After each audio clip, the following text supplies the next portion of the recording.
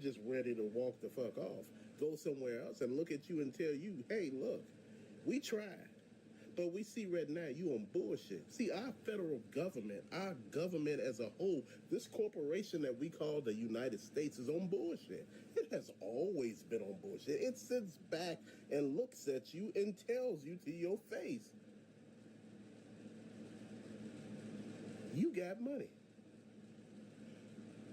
We need more from you. You got people in this country who are having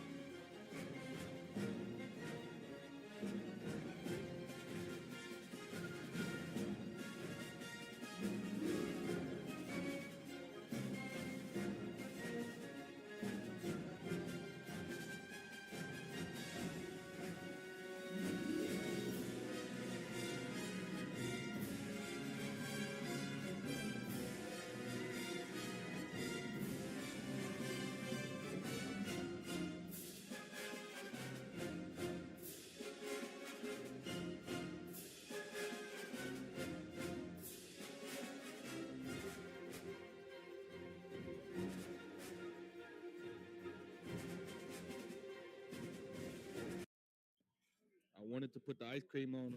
They ain't had no ice cream, so I just said get it and whipped cream.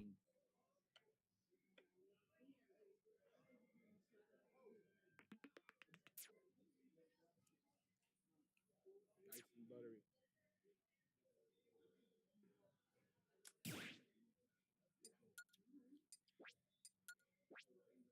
What's going on, y'all?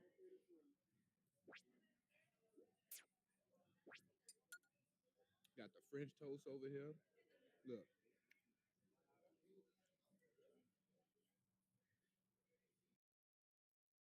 Step into the ring.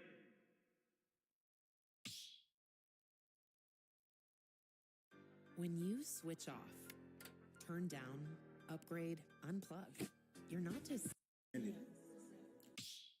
Anything is possible on Cloud9. Upgrade your combo or 32-ounce strength to a Cloud9 cup while supplies last. One love. Keeping track of stock levels and sales used to be my biggest nightmare with my e-commerce store. Now, zero. Me right now, you don't even know whether you want to be around family or friends anymore. You don't even know about a particular person in your life anymore because what they have shown you in the previous days, what they have shown you in the previous years, or maybe the previous months. And what was revealed was their true colors. God has a way of exposing these karmics right before our own very eyes. And it always happens when he is favoring us and blessing us and sustaining us and elevating us. I keep telling you, chosen ones, I never believed in magic until my dogs turned into snakes. Not just the homies, don't you know me, but I experienced this with my own brother, and I love my brother to death. But you guys have to realize I went through the same thing as Abel. But God protected me. He sustained me. He kept me. I never understood why my brother was envious of me, jealous of me. Never really supported me like that. Always wanted to debate with me and argue with me. And as I got older, I realized it was because I was favored by God. I was anointed as a child. Didn't even realize it.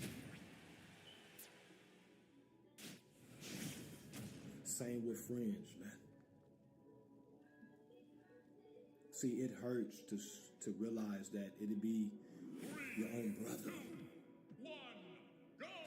that will be jealous of the favor that God placed on you. It hurts to realize it'll be your own sister, own mother, father.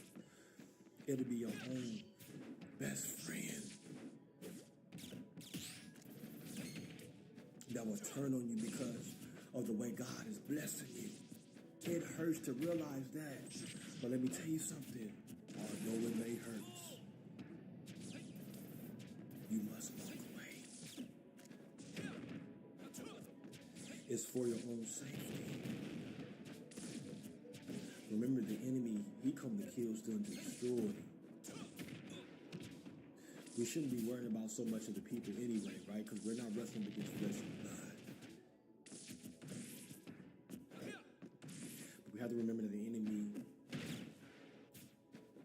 he will send demonic entities to jump bodies to attack you, chosen one, so that you won't get to this promise.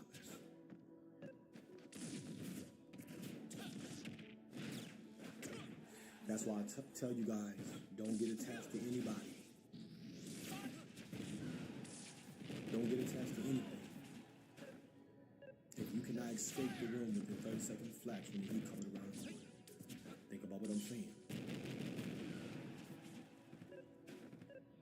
What happens when real patients move curing hepatitis C from their to-do list to their today list? I was able to move forward without Hep C doing more damage to my body. Understanding side effects was important to me. I talked to my doctor about Epclusa. Epclusa treats all types of chronic hepatitis C. I thought treatment would interrupt my life, but one pill a day was easy. With a 98% cure rate, Epclusa is one pill once a day for 12 weeks. Epclusa can also be taken during addiction recovery. If you've had hepatitis B, it may flare up and cause serious liver problems during and after treatment. Tell your doctor if you've had hepatitis B, liver or kidney problems, HIV, and all medicines and supplements you take. And it got to a point where if I'm looking in your cup,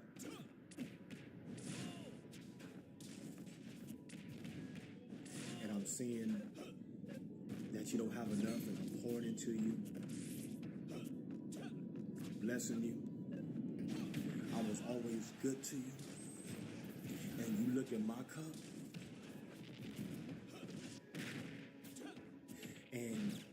you begin to question why I have more. Why do I have more than enough?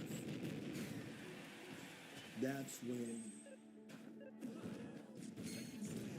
I seen the difference. So he told me, you gotta understand, there will be some people that will be around you, and they will get upset. They will get mad at you. You know why they get mad? Because they see God favoring you. People will get upset of the way the other people favors you and love you and want to be for you. That's why I tell you, although it may hurt, you gotta walk away from these kind of people, man. You can't take the hate out of a hater, man. Only God can do that. As I said, we can draw people close to God. We can't save people. Chosen, stop thinking you can save everybody. Stop thinking you can help everybody. I don't know who needed this message, man. Stop thinking you can drag people with you to the next level. They're going to start hating on you the moment God raised you to the next level. Think about what I'm saying. And I don't care how painful it might feel. I don't care how much you might love this particular person.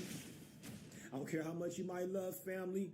I don't care how much you might love them former friends that used to be in your circle. Walk away. 3, 2, 1, go! Because they can get upset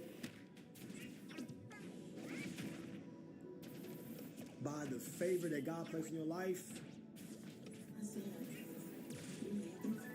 That means they willing to take you out. How can you get upset at somebody or a particular person who God favors? And don't you be afraid to put in a couple of chosen ones and say, my God favors me. See, your favor is more important. The promise that God has for you is more important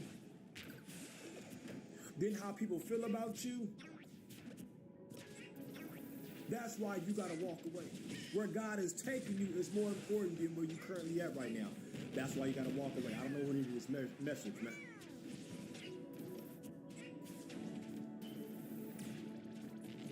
See, it's something about that favor, man, that make people turn on you.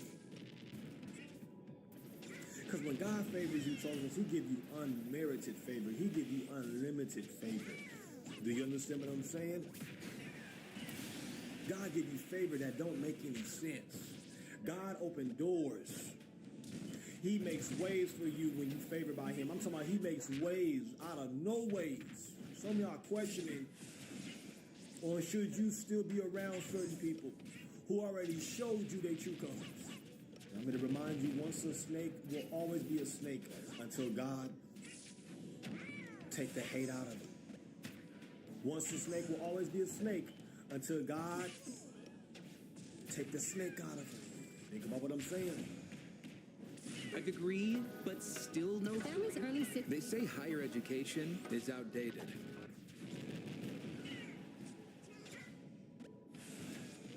So you got to understand one thing and one thing only, chosen. And when you got somebody that is around you and they envious of you, they jealous of you, they hate you, let me tell you something, man. God gonna reveal it to you. You can feel when somebody hating on you, man.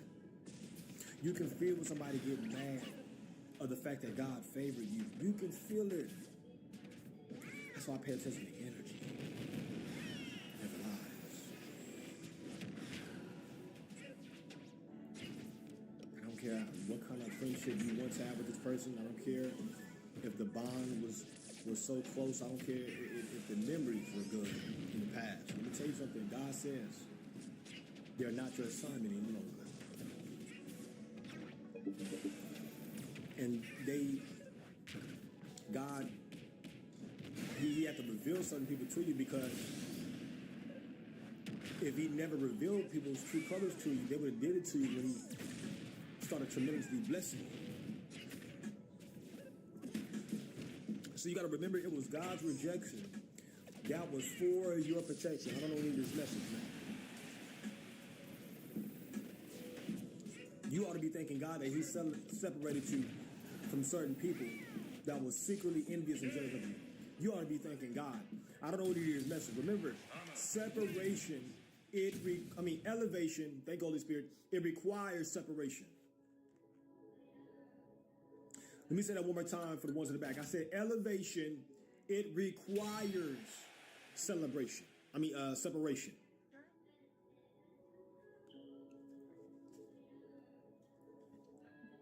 God had to separate you from people that were plotting and planning to destroy you, plotting and planning to hinder you from his promises, plotting and planning to finish you. This is deeper than what you really think it is, chosen ones.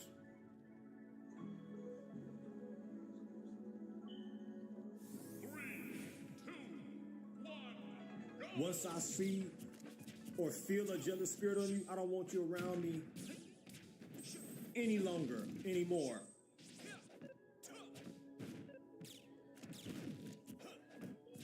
And it'd be the people that you love the most. It'd be the people that you do the most for.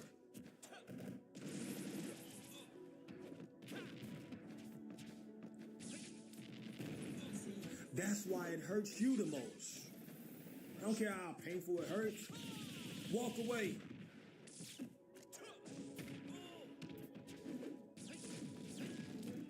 Well, I'm going to tell you, when God started giving me a sprinkle of this blessing that he was giving me at one point in time, I'm talking about before I even started this channel, I'm going to tell you how it happened, what happened, and when it happened. I'm talking about God was giving me a sprinkle of the blessing. He was showing me my gifts before I even started this channel. Listen to me. I don't know when you hear this now. But you got to remember, children, when God raised you to a whole nother level, every level he takes you on is going to require a new devil. Each and every new level is going to require a new devil. So the people that I had in my circle, the friends I had in my circle, family I had around me, once they start seeing God raise me to a whole nother level, I promise you, let me tell you something. The enemy came in like a flood to where people wanted to fight me. That's why I say don't ever get attached to anything or anybody. You cannot walk out the room 30 seconds flat when the heat is coming around the corner. That's the enemy coming like a flood. But let me tell you something. God will lift up a standard. And let me tell you how he's going to lift up a standard when the enemy coming like a flood. Sometimes you'll hear that voice or your spirit. You know what I'm saying? That's why you got to follow your gut, follow your spirit. And all you can hear the Lord say is resist. You need to move from this person's presence. You need to walk away. Because the devil is trying to destroy you through this person that is around you. You're going to hear that still small voice in your head. I need you to get up out of this room. I need you to get away from this person's energy. Because when it's all said and done, you need to be ye steadfast, chosen ones, and unmovable, always abiding in the work of God. This is why the Bible says, be ye steadfast, and you got to be disciplined. Because you don't know when the enemy going to come in like a flood. That's why you got to stay ready as a chosen one. That way you ain't got to get ready. And don't you be afraid to put it up low. Say, I'm going to stay ready, so that way I ain't got to get ready. And when you walk away, let me tell you something. You're supposed to stay out the way. Don't go back and get back into harm's way. I don't know what it is message.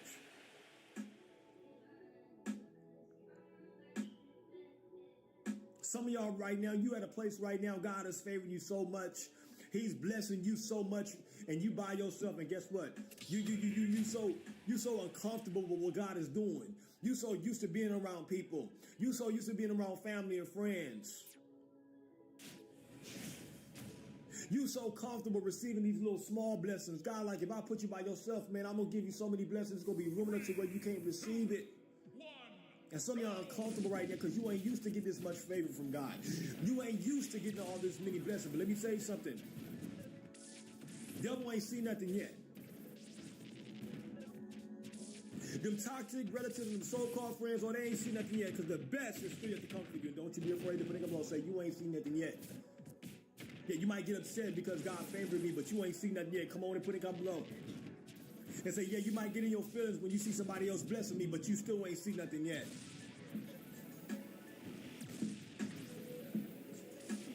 It's going to hurt you when you walk away.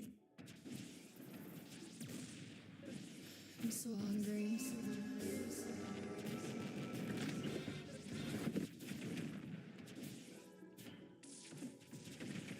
But it's for your own safety.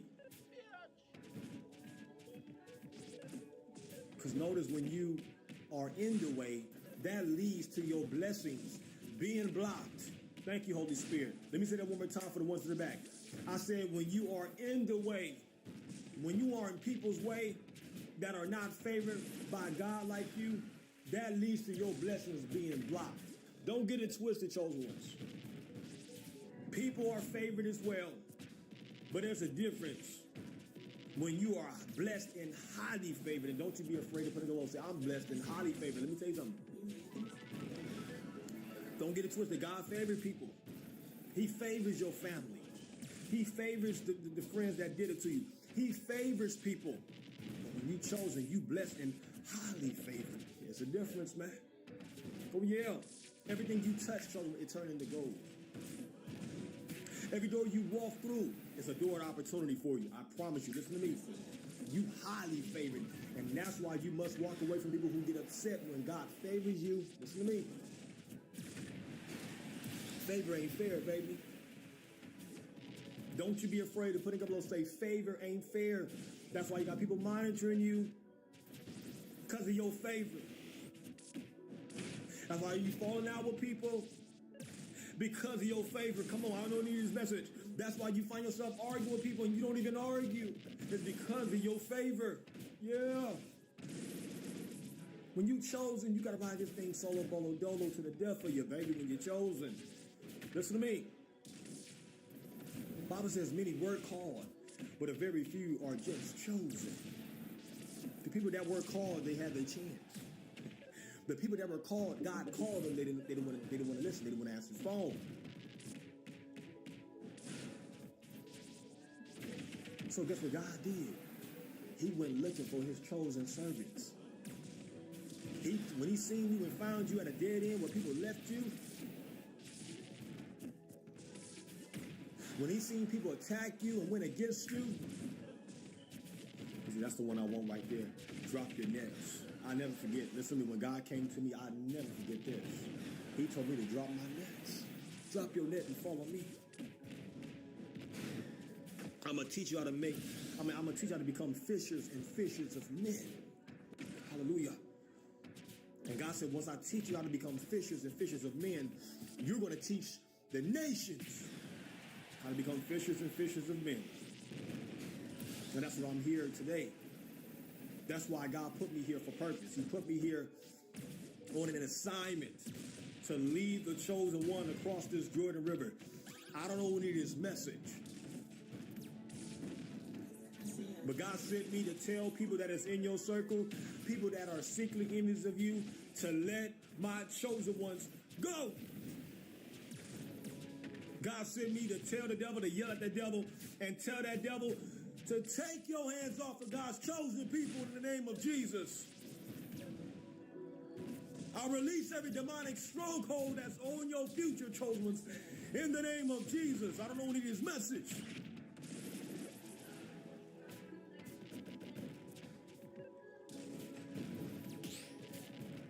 And although it might hurt you, chosen ones, to walk away from people you truly love, you got to do it. It's for your own safety. Hallelujah. God got big plans for you. And the devil want to ruin you before the plans come to pass. But he's a liar. And the truth ain't in him. We send every devil back to the pits of hell to where it belongs. In the name of Jesus. You must walk away. And I'm going to tell you how you can see people get upset when God favors you. The energy shifts automatically. You feel the negative vibes and the negative spirits on people, man.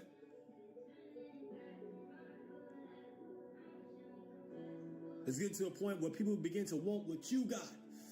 Oh, I don't know who you hear this message, but I'm going to remind you, what God has for you is only going to be for you.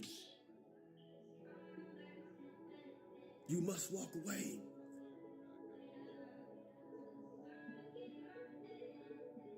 And even though you don't have to endure the heartache and pain, let me tell you something. I'd rather endure the heartache and pain and come out a different, better version of myself. I'd rather endure the heartache and pain and come out wiser and stronger and less distracted and more calmer. I'd rather endure the heartache and pain and come out more healed.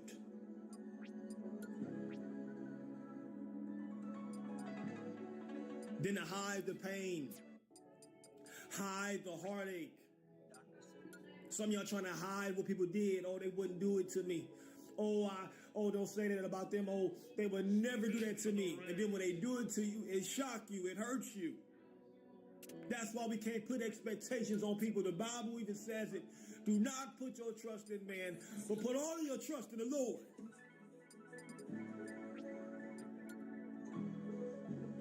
Let me say that one more time for the ones in the back, because I don't think you heard me. I said the Bible says, do not put your trust in man, but put all of your trust in the Lord.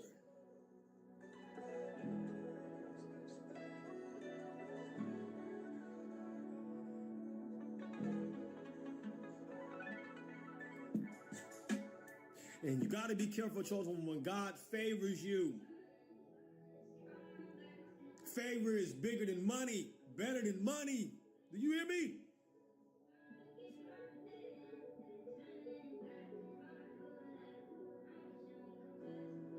I keep trying to tell you, when the hand of God is on your life, there is nothing the enemy can do or people can do to destroy you. You've been favored by God since you've been a child. Celebrating their 20th anniversary, Five-Finger Death Punch with very special gifts.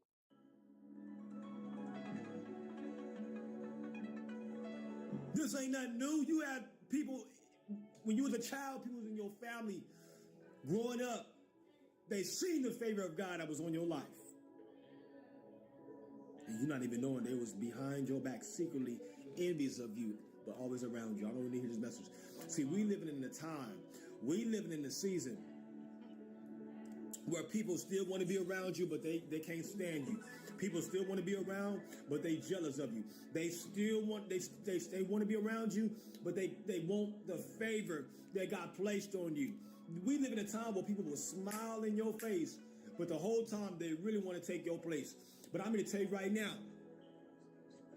your seat has already been reserved. Don't you be afraid of putting up and say, my seat has been reserved. Your placement in God has already been reserved. Your assignment with God has already been reserved. I don't know what you hear this message. The promise has already been reserved. Come on, somebody. Your destiny has already been reserved.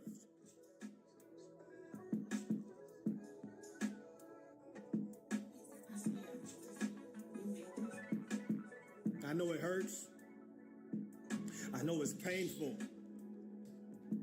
You wanted to see this person win. You wanted to see family win. You wanted to see, amen, friends win. And that's why you're in the position that you're in right now.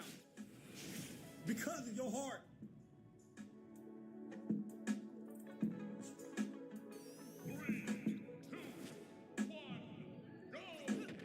Sometimes your heart will get you in a world of trouble.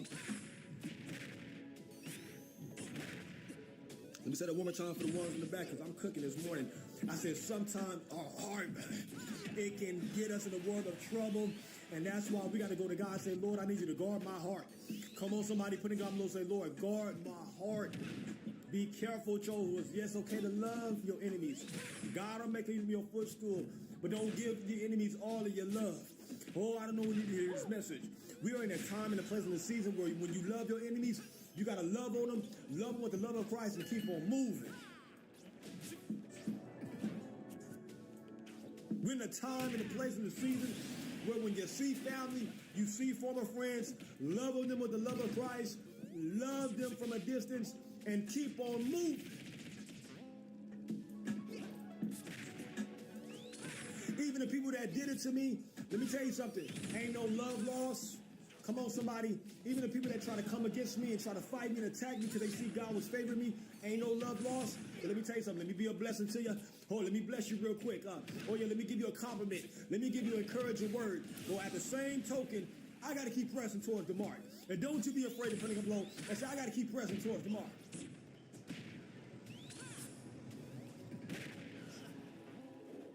When we mess up is we walk away, but we go right back to the people that did it to us.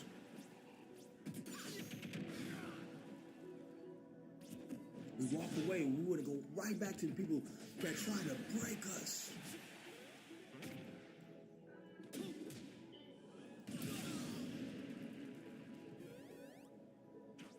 We walk away and we go right back to the people that try to take our confidence away from us. Then all of a sudden people start doubting me, family start doubting me, friends start doubting me. I'm like, where all this coming from? Let me tell you something, when they doubt you, they just letting you know that guess what? They can't do what you do. When they start lying on you, you best believe that guess what? It's because God got a big calling on you. And people will lie on you just to ruin your reputation.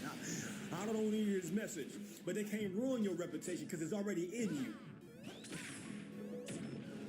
You breathe motivation. Come on, somebody. You breathe inspiration. Come on, somebody. You got secret admirers. They admire you in secret, but when they get up close to you, guess what? They'll never tell you. They're too intimidated by you. Some of y'all wonder why family and friends, they never supported you. Because they'll never support somebody they're intimidated by. They'll never support you because guess what? They're too busy wanting what God has for you.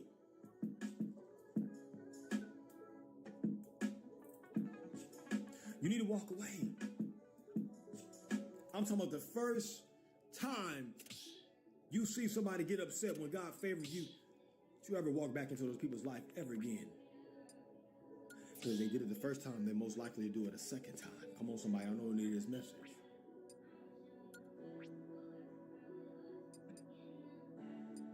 Ask God for knowledge and wisdom and understanding and discernment when you are dealing with people.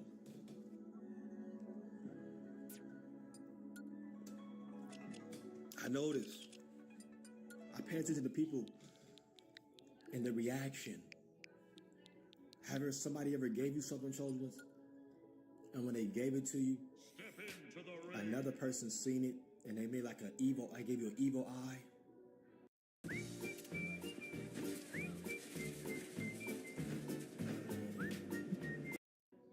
They give you that stink face. Look just like this. Get away from them people, man.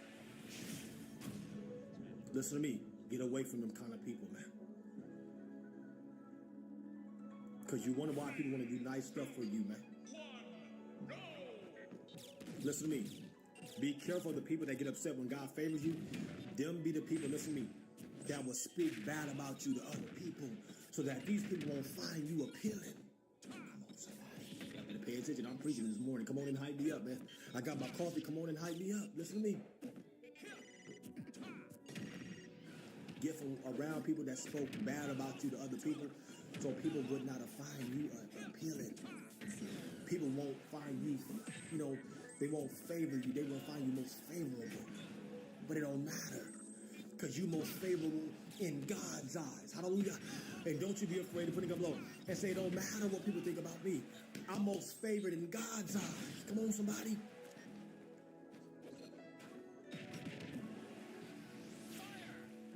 And then once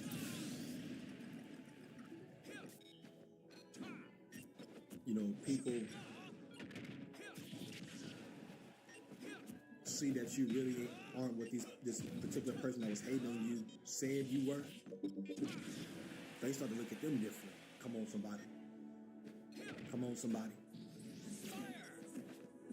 God told me to tell you, walk away from people who get upset when other people loving on you. If I'm not preaching this morning, listen to me, man. I never ever seem to understand why I used to be around certain people. Hanging around friends, even going out partying, going clubbing. People see me on first sight, want to do things for me. People loving on me. They don't even know me from a can of paint. Around when I stay hanging around friends. And I'm not even knowing. They watching. Who do you think he is? Oh, he think he better than us. Look at him. And I'm not doing nothing but just being me. That's why God had to separate me from the club scene. Come on, somebody. God had to separate you from the club scene. Because the friends that you was hanging around, they kept watching you. How everybody was attracted to your life. Because when we go out, we don't chase nobody. We attract. Come on, somebody. And you wonder why people that don't even know you from a canopy will walk up to you and will just talk to you and love you, exchange numbers with you, and want to do things for you that same day. Come on, somebody. You wonder why. Just like how we performed that song on my 5th year anniversary. I want you to stay. Stay here after hours. I know you don't want to leave. Come on, somebody. Stay here with me after hours. You wonder why? You know, people, they want you to stay for the after hours. Because you know why? After hours is the after party. And guess what? You the life of the party. People want you around. They don't want you to never leave their presence. But you got to be very careful of the people that's watching you, getting all this attention. Oh, yeah, God been teaching me. He said, look, he said, I got to separate you from the club scene. God been speaking to me and preaching to me all these years. He said, I got to separate you from the limelight. Because I'm getting ready to use you for my glory. I'm going to put you in the spotlight for my glory. Oh, hallelujah, where people are going to not be hating on your light.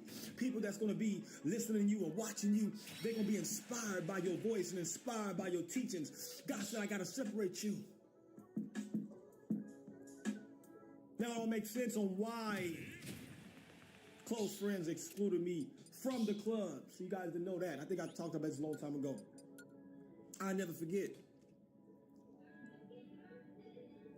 Me and the boys, we went to the club a long time ago. I never forget this. This is how I knew God was separating me for something greater. We all went to the club.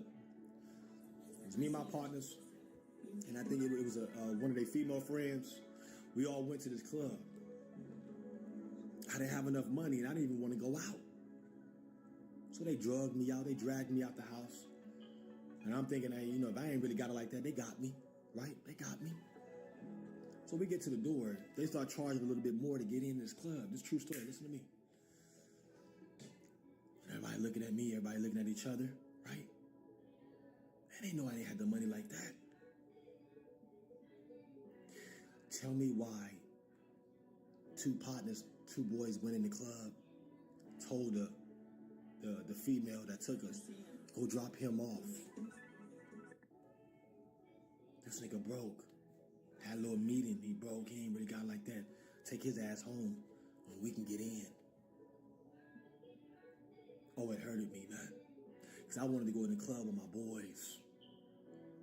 It hurted me because now one of you can say, hey, you know what? I'm going to spot you. Don't trip. Or I got you. You ain't even got to pay me back. You know, I invited you out. I'm going to pay. You know, that's how I do. If I invite somebody out, I'm paying. That's just me, right? But make a long story short, they told old girl to take me home. I was young. Boy, it hurted me to be in the back of that car, knowing I couldn't get in the club. And as I'm driving away, these niggas laughing and pointing, laughing and shit, right? But they're not even knowing God was separating me for a bigger purpose. Come on, somebody. Yeah, y'all may have excluded me out the club. I probably didn't get in that night. But let me tell you something. Look at me now, baby. This is what God was preparing me for, and it hurted me. I cried many a days, many a nights. Yeah, they came back the next day talking about how much fun they had and what they did and all that other stuff. Yeah, I might have felt sad at the time. And I didn't know what God was doing. But as the years prolonged and as the years went by, I started understanding it better by and by. Listen to me. I'm going to tell you right now, children, there's a real reason why family, friends, whomever just may have excluded you.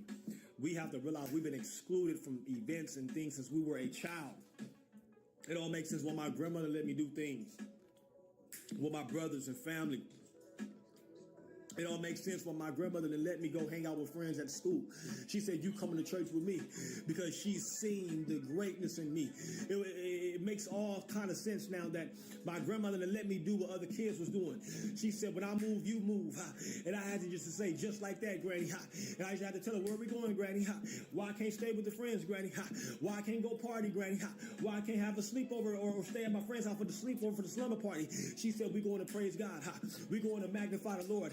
You come with me and we're going to church. And tears are streaming down my face. I'm in the back seat as a little bitty boy, don't understand what was happening. Hallelujah. Not even knowing God was preparing me for such a time like this right now. And I'm here to remind you that when God does things, he does things with intention. Listen to me. When God does things, he does things with purpose. And it might hurt you to walk away from family and friends, whoever listening to this message.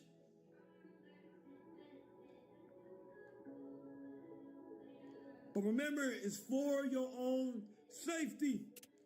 Walk away. There's no better feeling than when your property looks great. And Tractor Supply's got mowers for every. And as the years went along, I find myself doing this a lot. Oh, Holy Spirit is speaking to me this morning. I find myself walking away, but then I find myself taking steps backwards, right? Even though God was taking me to a whole other level in the years, I kept going backwards. I'm telling you, the Holy Spirit is speaking right now. And then once God started really elevating me, friends turned on me, family turned on me. These people wanted to fight me. God said, get up out of here. Oh, my. You got to move. You got to resist this devil right now within 30 seconds. As a matter of fact, it took me 3 seconds to get up out of that room. It took me 3 seconds to get up out of that house. Because I'm telling you, when the enemy coming like a flood, God will lift up a standard against the enemy.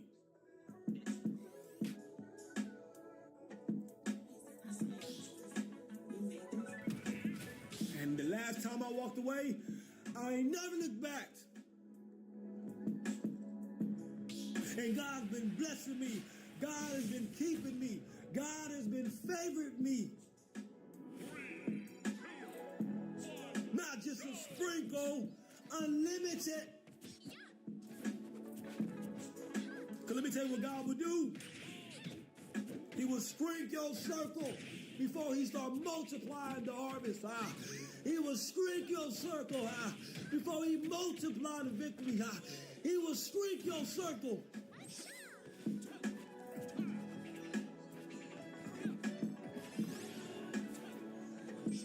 Get used to you walking away from people, places, and things that's no longer serving the purpose of your life. I'm here to declare and decree that God will give you the strength to walk away. You know why you gotta walk away? Because you are literally destined for greatness. And God don't want you around mediocre people. I don't know what it is, message. God don't want you around no average people. He calls you to do great and mighty things for the kingdom of God. It might hurt you. Tears might stream down your face, but it's for a bigger purpose and a bigger calling. Walk away. Don't you ever look back. You're still chosen if they ask.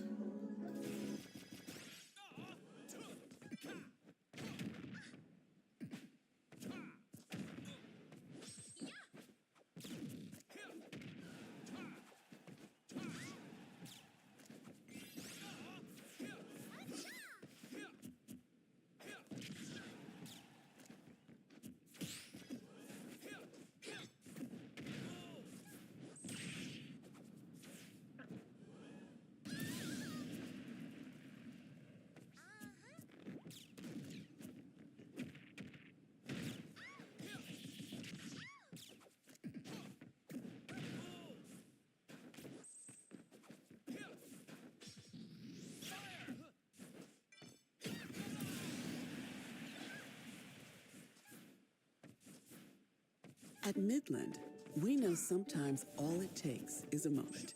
And whatever moments you have, we're here for them. Hello, YouTube fam. How y'all doing? It's your Uncle Tim. This is Uncle Tim Rants and Reviews, a channel that I run and I review. I'm your host, Uncle Tim. The government is talking about raising taxes. They're talking about raising taxes on every American, except for the rich. They're talking about raising our taxes because they said, hey, look, we are in a certain predicament and we need to get out. The only way to get out is to raise taxes. So I'm sitting here thinking, how the fuck did we get in this predicament? You've been using our taxpayer dollars to fund other bullshit instead of funding the things that need to be funded. Hell, how are you going to raise taxes when you're getting rid of jobs left and right? You got to make this shit make sense. People are at the point now where they ain't ready to get the fuck up. They're just ready to walk the fuck off, go somewhere else and look at you and tell you, hey, look, we tried, but we see right now you on bullshit. See, our federal government, our government as a whole, this corporation that we call the United States is on bullshit. It has always been on bullshit. It sits back and looks at you and tells you to your face, you got money. We need more from you. You got people in this country who are having eaten or eaten in a day or two. You got people who don't have access to clean running water in the United States. Access to healthy food or food, period. You got homeless people that are disappearing by the hundreds. And you're asking yourself, why is the downtown Chicago area looking more and more clean? They're getting rid of the homeless people. Where are they putting them? Ask yourself, you brought in basically over 10 million homeless people from other countries and put them up. But the people that are from this country, what did you do to them? I'm asking questions. Even the people you brought in from other countries, tell me, why did 100,000 young girls go missing? Tell me why all those able-bodied men became ICE. Tell me why you started another military with these able-bodied men in order to combat and to start martial law when shit goes down, because you know that the U.S. Army would not fire on its own. So you bringing other people in here to do this shit for you. Explain this to me. When did we go to war with our government? When did we go to war with common sense? Man, I'm sitting here thinking to myself, hell, the landlord was telling me he gotta raise the damn price on rent. Because he told me, hell, my property taxes, the insurance and every damn thing else went up. He said, man, it's a trickle-down effect. And I know somebody else says, this is why you should buy a house. The same shit happens with a house. But my rent is still cheaper than the mortgage. That's the thing. See, before, the mortgage was much cheaper than the rent. Now houses are sitting on the market here. There are foreclosures up the ass. There are cities where there are towns full of vacant homes. Why is that? What's going on in this country that they're not telling you? You know, they're telling you don't move here, don't move there, because, you know, the jobs, the climate is inhospitable, man. But you're sitting here thinking to yourself, the climate that you live in is inhospitable. You're living in an urban damn war zone, and they're telling you, oh, well, see, what you need to do is really look at it really, really hard, and you'll come to find out that a lot of stuff that's going on is because of certain things are at play. No, what's going on is you basically waged war on American people. You waged war against common damn sense. You waged war on people who just had enough. And they're starting to actually fight back and rebel, saying they're not going to spend their hard-earned money on bullshit. Can you blame them? Dude, you sit here all damn day long sitting here thinking, I just done pumped out so much of, you know, just propaganda, which your government is giving. They're telling you all these fake news stories and shit like that. You don't hear nothing about Italy. They basically gave the fuck up. They just said, look, hey, you can just keep it. Do what you do. You see what's happening with Spain, where all those able-bodied Moroccan men came into the country and basically waged war on the people. They looted. I've done something new for this fight. I'm here to help. I am handcuffed, lightning, no thunder. I'm gonna show you how great I am. Mutiny. Rated R. Only in theaters August 21st. Something that used to terrify me in my business was doing. This is a video that I haven't made in probably Nintendo, because more and more people are realizing, and from what I've seen and what we're going to go over, when it comes to actual data and stuff that is happening, the Nintendo Switch 2 is becoming a main platform for millions of gamers as the industry is starting to change rapidly and not always in the best way. But before we continue, we are giving away a Nintendo Switch 2 at 140,000 subscribers or on September 1st, whichever comes first. Subscribe, like, comment. The winner will be chosen at random, and it's a worldwide giveaway. Thanks, peeps. So Bob Wolfden put out a video recently. It's a really good video. I highly recommend checking it out. I'll have a link in the description where he talks about how the Switch 2 is the perfect second system, and it's not even a knock. It might seem like it from the title, but it's not, because think about it. You can be a second system for every single other system that's on the market. You can end up being the #1 system. That was pretty much the Nintendo Switch 1. It was the secondary system for many people that had PC or Xbox or PlayStation, and it ended up being the top selling system. So there's nothing wrong with that. We talk about it, or we joke about in my live streams, that there's nothing wrong with being a #2, the best #2 receiver in the NFL. Because if you're the best #2 receiver, you're gonna be paid like a #1 receiver. So there's nothing wrong with that. I think Nintendo will take that. But the Nintendo Switch 2 is now becoming a main platform, and I'm gonna discuss many reasons why people are seeing that, as more and more people that I talk to and what I see online, it's becoming that way. And it's because of the, let's say, maturation of people growing up and kind of getting into more things, and the industry just in itself when it comes to pricing and lots of stuff. There's so many factors that back up what I'm saying here. So Stealth put out a tweet the other day, and I thought that it was a very fascinating tweet, and I think it's a tweet that you could not say before for any Nintendo platform in the last number of decades. It's been a while since you can say something like this. So here is the tweet. Every upcoming major Capcom game is coming to Switch 2. Every upcoming major Square Enix game is coming to Switch 2. Every upcoming major Koei Tecmo game is coming to Switch 2.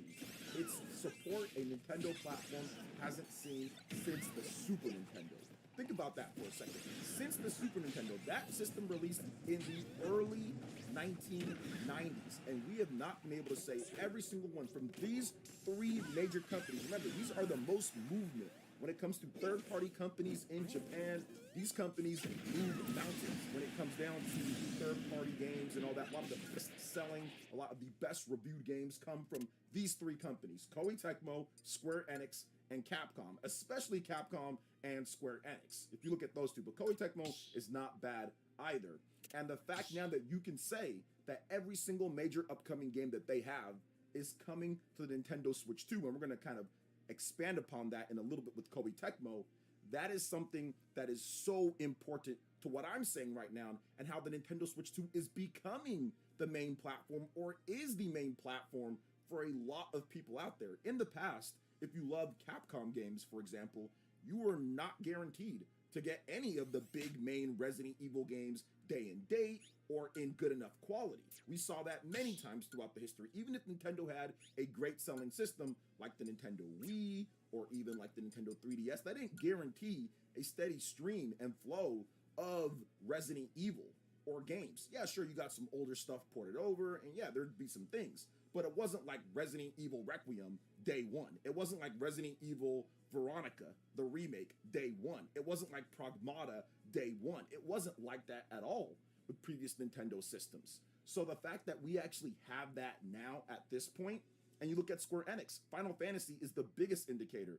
We haven't had day and date major Final Fantasy since the Super Nintendo days. And I'm not talking about like spin-off stuff like Crystal Chronicles or things like that, but actual major Final Fantasy, like Final Fantasy VII Remake or Final Fantasy VII Rebirth, Final Fantasy VII Revelation. That new one with Revelation is coming day and date on a Nintendo platform. That has not happened in decades. Koei Tecmo is putting out a lot of day and date games and is now even backporting some of their other stuff. And I want to talk about that a bit more because that's big into this strategy that Koei Tecmo is doing and why the Nintendo Switch 2 is becoming a major platform for so many. The fact that you can have Koei Tecmo, Capcom, Square Enix all lockstep with day and date big games upcoming, that's just something that we have not been able to say. Koei Tecmo does plan to continue supporting the Nintendo Switch 2 with ports and games. The news was delivered as part of the latest financial results. In its report, Koei Tecmo says that it will be diversifying its revenue opportunities. Get Raiden. Get Riches. A world of treasure is yours for the taking. Splatoon Raiders. Pre-order now.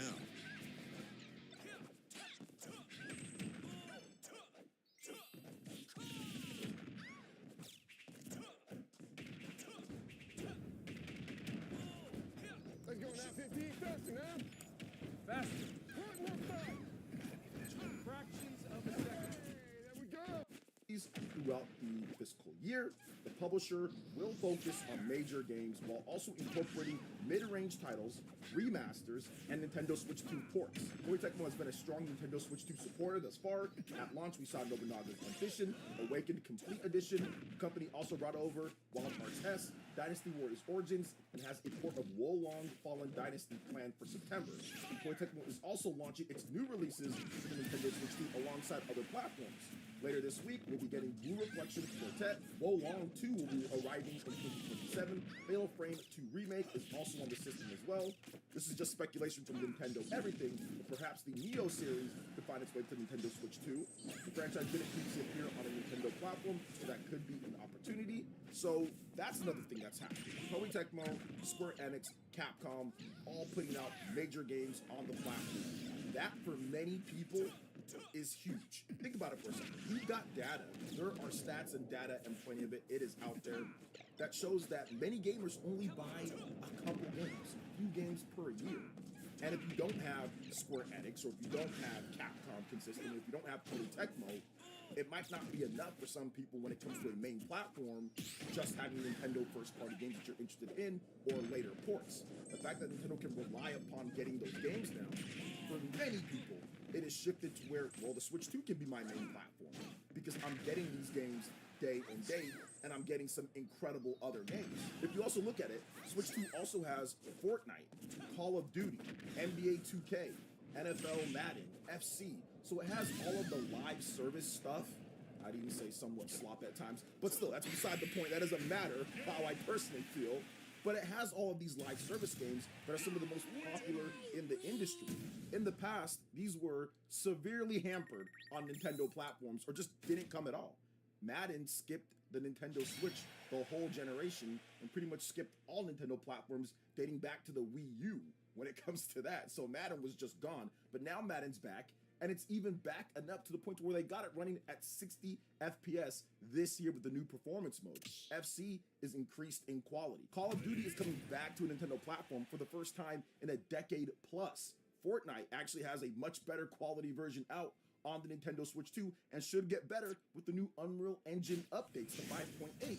So if you look at all of that, even if you're into that type of game, like the ball and gun type of game or stuff, you can still get a pretty consistent stream of your favorite live service games on the platform. Now, yes, it is compromised a bit compared to Xbox and PlayStation and kind of what's going on there, but it's still offered. But with the past, you didn't say that with Nintendo platforms. It was missing a lot of stuff, and it was in a lot lower quality. So you combine that with the staple, consistent first-party games, the bangers that you know you're going to get, that are some of the biggest in the industry, like Mario, Zelda, Pokemon, Smash Brothers, Splatoon, as exclusives, games that you can't get anywhere else and that you know that are going to be consistent, because Nintendo has been consistent in releasing first-party games for decades now. They haven't had many months where they go without having at least a game or two. There's very few times where they don't have something when it comes to consistency with first-party exclusives. I think that right there tells the story of why it's becoming the main platform for millions of people out there. Now, you also have the high-quality core game. Maybe not the biggest exclusives in the industry like a Mario or Zelda or Smash or Pokemon. Monolith Soft and Intelligent Systems. Xenoblade Genesis, Fire Emblem Fortune's Weave. Starting out with Xenoblade Genesis, this looks like an incredible, massive game that you know is probably not going to sell as much as other games that Nintendo has. And maybe for other companies, that would have already been shut down at this point. Look at the amount of shutdowns we see for Microsoft and Sony when something that they feel doesn't reach a certain target despite having a big development budget or a lot of years on the books. Xenoblade Genesis is a dream game for many Monolith Soft fans out there, but it probably won't do the crazy numbers, but it looks great, and we know that Nintendo will support that type of thing.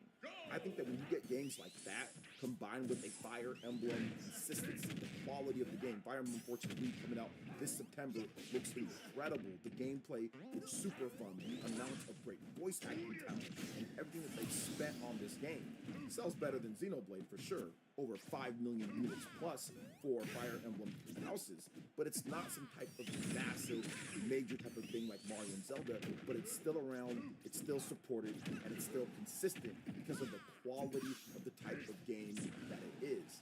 That pays huge dividends when it comes to time, money, effort that people put into gaming that gets people to say, okay, maybe this can be my main platform. These two studios between Monolith Soft and Intelligent Systems fully supported by Nintendo because Nintendo understands everything isn't going to be a 10 million plus banger. You got that story out the other day that Shuhei Yoshida, former Sony executive, stated that Sony Japan Studios was shut down because Sony was just moving towards everything needs to be AAA, everything needs to be blockbuster, and they don't understand AA titles and what they can make, and Japan Studio just couldn't ramp up to that. That's what I'm talking about. Sony doesn't understand that you need games like Xenoblade and Fire Emblem that maybe don't have that bazillion-dollar budget pumped into them, but they still can gather a certain audience that's going to buy the system for them.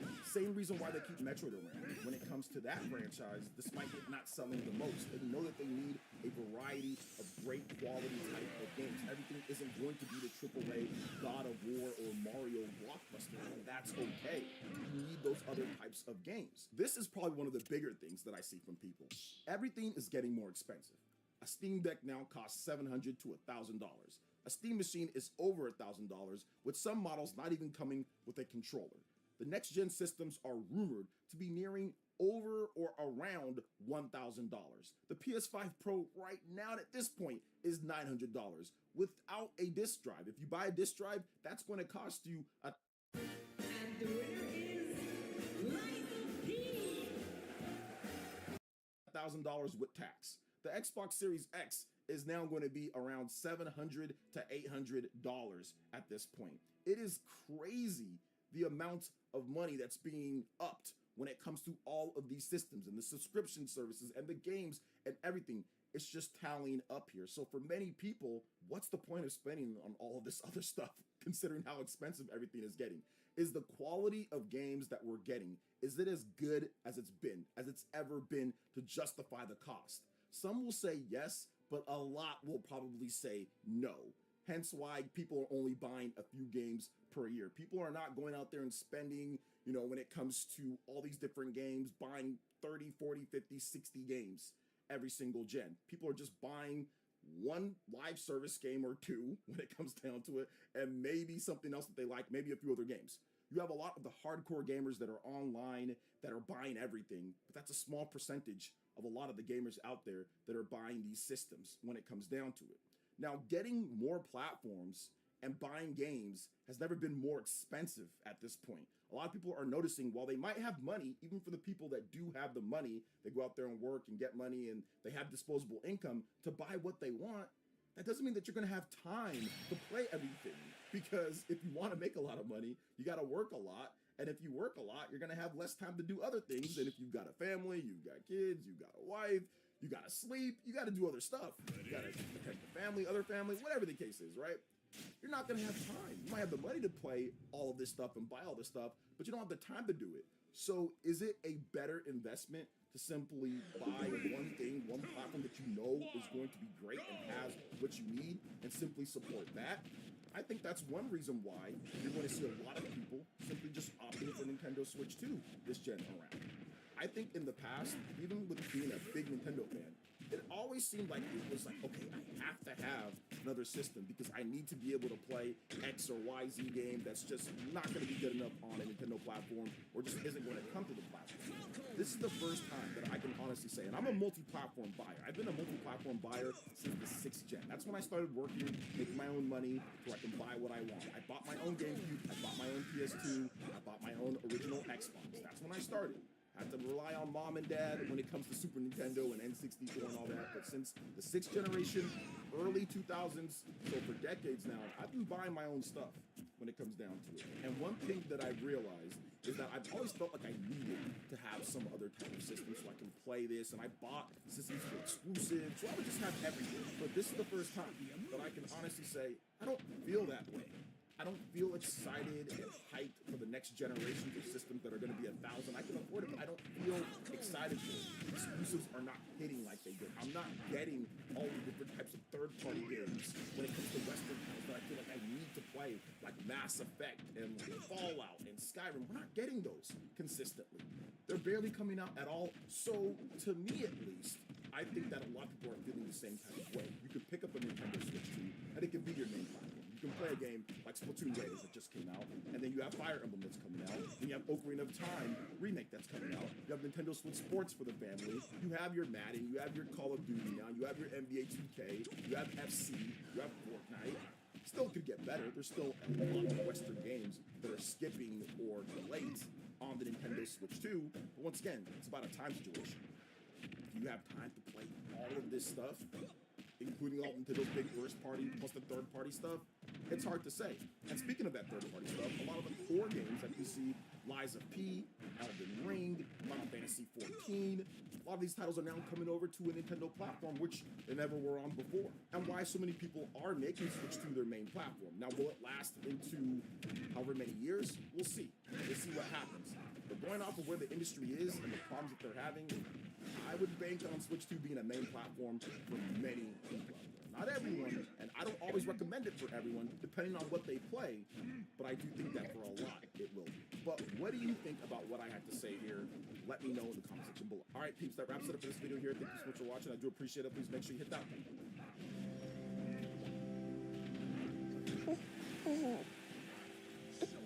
It has been 1 full year since the Switch 2 has been released, and a lot of people had their doubts about the system.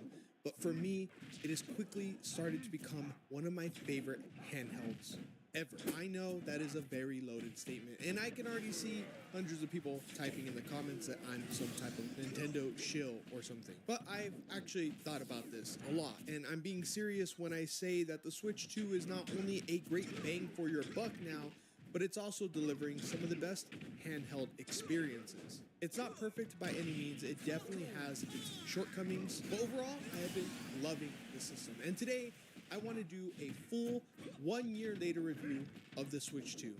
Enjoy. But before we get started, if you don't know me, my name is Jobin, and on this channel, we talk about new hardware, handhelds, and video game retrospectives. So if any of those sound interesting to you, please consider subscribing. Onto the video. The Switch 2 launched on June 5th of 2025. It was one of the most anticipated Nintendo consoles ever. The amount of leaks and theories that we got about the Switch 2 was crazy. People were seething at the mouth for information about the Switch 2. The original Switch was 8 years old, and for a console that was already pretty weak for the time it was released, it is an understatement how desperately we needed an upgrade for the Switch. So when we finally got the Switch 2 confirmed, everyone got upset. Let's just say that the Switch 2 reveal started off strong. It seemed like Nintendo knew exactly what they were doing. We got a much stronger system with very respectable internals, bigger system for better comfort, and a bigger screen, albeit not OLED, and a promise for more third-party game support. Everything seemed perfect, and it looked like Nintendo was going to deliver a great follow-up console. That is, until right after the initial reveal. The price came out, and the price of games, and everyone understandably lost their minds, including me. $450 for the console or $500 for the Switch 2 and Mario Kart bundle. And at the time, it seemed like a crazy ask. It was so much more expensive than what we were used to for Nintendo consoles, and a lot of people thought, no one is going to pay $500 for a Switch. Well, they were wrong, because the Switch 2 quickly became Nintendo's fastest selling console ever, outpacing the original Switch. By the first 7 months, the Switch 2 had already sold 17.37 million units. That's 10 million more than the original Switch did in that same time period. A lot of people were very outspoken about the price of the Switch 2, but it still didn't stop millions of people going out there and actually purchasing the system. And I can admit, I thought the Switch 2 was going to sell poorly. I didn't think so many people were going to go out and buy the system when it cost this much. I thought it might have been too expensive for those who are not hardcore gamers, or just too much for a parent to be willing to upgrade their children's original Switch. But Nintendo had definitely thought of that. When you look at the Switch 2 closely, you can tell that they are pushing this system to an older audience. It looks the part too. It looks premium. It feels great and offers a wide variety of first-party and third-party games. Even the Joy-Cons are more mature. They aren't fully colored like the original Switch. The matte finish just gives the console a much more mature feel. So it's safe to say that Nintendo knew what they were doing when they priced the Switch 2 and figured the audience they were targeting could afford it, despite its ridiculous price. But fast forward just 1 year later, and the Switch 2 has somehow become the most affordable console in the market. Now, I'm not going to give Nintendo all of the credit here because I don't think this was done intentionally. During its first year, the Switch 2 was mocked.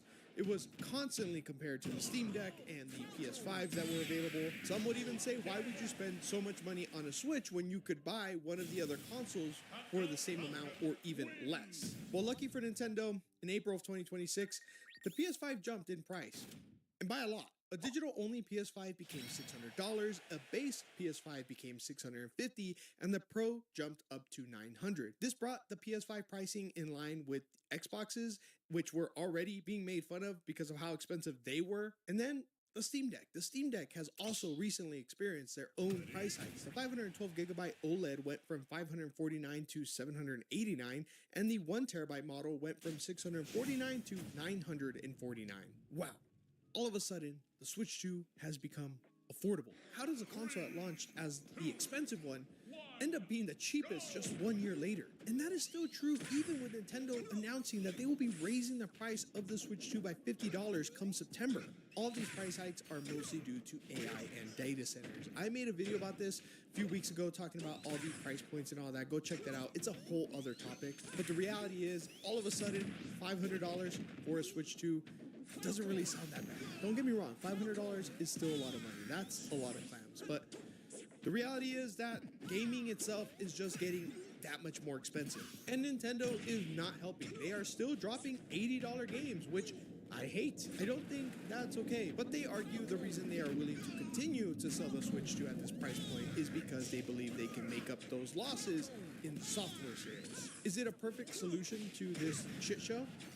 No, but what's the alternative? $700 to $800 Switches? I don't really know if that's the right answer either, but regardless, this is the hand that we're dealt and how things are going to be looking moving forward. Now that we got all of that out of the way, I think we can start focusing on what the Switch 2 actually does really well. I did mention it's quickly become one of my favorite handheld systems, and that does include the Steam Deck and the 3DS. For starters, the Switch 2 feels and looks great. The jump to the 7.9-inch 1080p display with up to 120 Hz is a real, immediately felt upgrade over the original Switch's screen. And yes, even without an OLED screen, it still looks great. For someone like me who plays mostly handheld, this is a very tangible day-to-day improvement. Also, the backwards compatibility is done right. Every single Switch 1 game works perfectly on the Switch 2, actually better than perfect because the Switch 2 has recently gotten an update that allows you to play your Switch 1 games in enhanced mode, which basically lets you play your Switch 1 games in handheld mode, but in the fidelity of the original's docked mode. You may not think it's a big deal, but when you put it side by side with a regular Switch, trust me, you will understand it is a game changer. And although I don't use the dock much, when I do, man, it looks great. The Switch 2 can produce up to 4K resolution docked, and trust me, some of these games look amazing, especially their first-party games. I mean, they already looked really good on the original Switch, but here they just look breathtaking. I am very, very excited to see what games like Ocarina of Time Remake and Pokemon Winds and Waves can truly do on this hardware.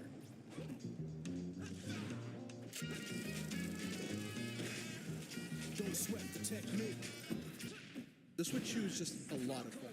Nintendo has been doing a great job keeping a steady flow of first-party titles coming to the Switch 2.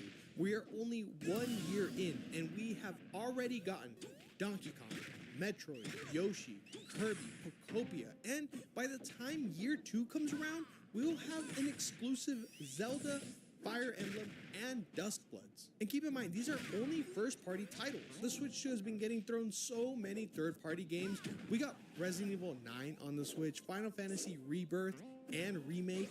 Kingdom Hearts 4 is launching on the Switch 2. Devil May Cry 5 is getting a re-release, and a ton more. Trust me, when you look at the titles coming out or already released on the Switch 2, it is a very impressive list. And I know a lot of these games are re-releases, and you may already own them on another system, but I think there's nothing wrong with having them also coming out for the Switch, especially when you compare how some of these games play on a system like the Steam Deck. I've said it before, but the Switch 2 plays the same games the Steam Deck does, but the Switch 2 many times offers a much better experience. You gotta remember these games are developed for the Switch specifically. Therefore, a lot more attention goes into how they run and feel to play. And for some games, it is like night and day. Final Fantasy VII Rebirth is a perfect example. That game does not run very well on the Steam Deck. I have no idea how it received a Steam Deck verified stamp, but when I play it on the Switch 2, this game runs so much smoother, and it looks like it's actually hitting its targeted FPS. Resident Evil 9 is another perfect example of a game that just runs so much better on the Switch 2. So if games are being released right now and getting Steam Deck verified, there is a very, very high chance that those games can get released on the Switch 2. The bump to 12 gigabytes of RAM and a custom NVIDIA chip has made the Switch 2 really punch above its weight class. And to be honest, I think this is only the beginning. Later in the console's life, we are going to see some amazing looking games. Don't be surprised if we get games like Crimson Desert on the Switch 2 eventually. Now, don't get me wrong, I'm not trying to dog on my Steam Deck. I love this thing. It's not really fair to compare the brand new Switch to now a 5 or 6 year old system like the Steam Deck, and I do still adore it. But as new games have been coming out, I have noticed the dip in performance. And to be honest, it's just surprising to see a Nintendo console running some of these games so smoothly. I did mention this a little bit earlier, but Nintendo definitely tried to give us a more comfortable system this time around. And overall, I would say they did succeed. The Switch 2 is a lot more comfortable than the original Switch. Do you guys remember when people hated on the Wii U because the tablet was too big? If only they could see how big systems have gotten now. Also, let's not forget how good the kickstand is on the Switch 2. It's a small thing, but it's a real big improvement, especially relevant to people who play mostly portable like myself. I find a lot more places just in general that I can actually put the Switch 2 on because the kickstand is so great. Now, this next part is a little bit controversial, but I've come to the conclusion that $50 is not a bad price for a Switch Online. I get it, it's still a lot of money, but I would argue you get your money's worth with Switch Online and the expansion pack. There are a ton of Nintendo classics that you could play, all the way from Game Boy to GameCube, and I know emulation, blah, blah, blah. Save it, okay? Look, some people just do not have the time for that. Some people touch grass. You are watching this video, I am making this video. We both know we can emulate these games with just a few steps. But stop and think of like everyone else, your normal average Joe. They don't want to figure all that stuff out. And Nintendo is offering a pretty good selection for what I would, again, consider a decent price. I mean, look at their GameCube game offerings, okay? We have Wind Waker, Pokemon Gale of Darkness, and even Path of Radiance. These games alone are almost 60 to 80 bucks. And that's assuming you have a GameCube, you have a memory card, and a TV that can actually connect to the GameCube. This does offer a lot of great games and very conveniently to a lot of people. And I think that's a good thing. There's no reason that a guy who works a full-time job who used to play Luigi's Mansion as a kid needs to spend hours of his day looking for a GameCube, a working copy of the game. He can just play it on the Switch 2 now, and I think that's swell, while spending a lot less money than if he were to go out there and buy all of those things individually. But I'll be honest, I really haven't used the online feature of Switch Online much since I got my Switch 2, but I do plan to use it when the Duskbloods comes out later this year. So I'll update you guys on that later on when I actually start using it. Hopefully it does actually release this year. The Switch 2 just keeps on surprising me. The more I use it, the more things I find to fall in love with it. It has great games from all over Nintendo's history. It's comfortable, it's snappy and fast, and the screen looks amazing. And it's just easy to use. You pick it up and you can start playing right away. You get in and out of games quicker than on PC, PS5, Steam Deck, and don't even get me started on the Portal. Oh my god. If you want to have fun, there is a high probability that there is something for you to play on your Switch. Nintendo is hammering out these first-party games, and the Switch 2 has proven that third-party game ports aren't some throwaway copies of those games. They are legitimate ports that rival even other PC handhelds when it comes to performance and visuals. It really is a wonderful system, but it's not perfect.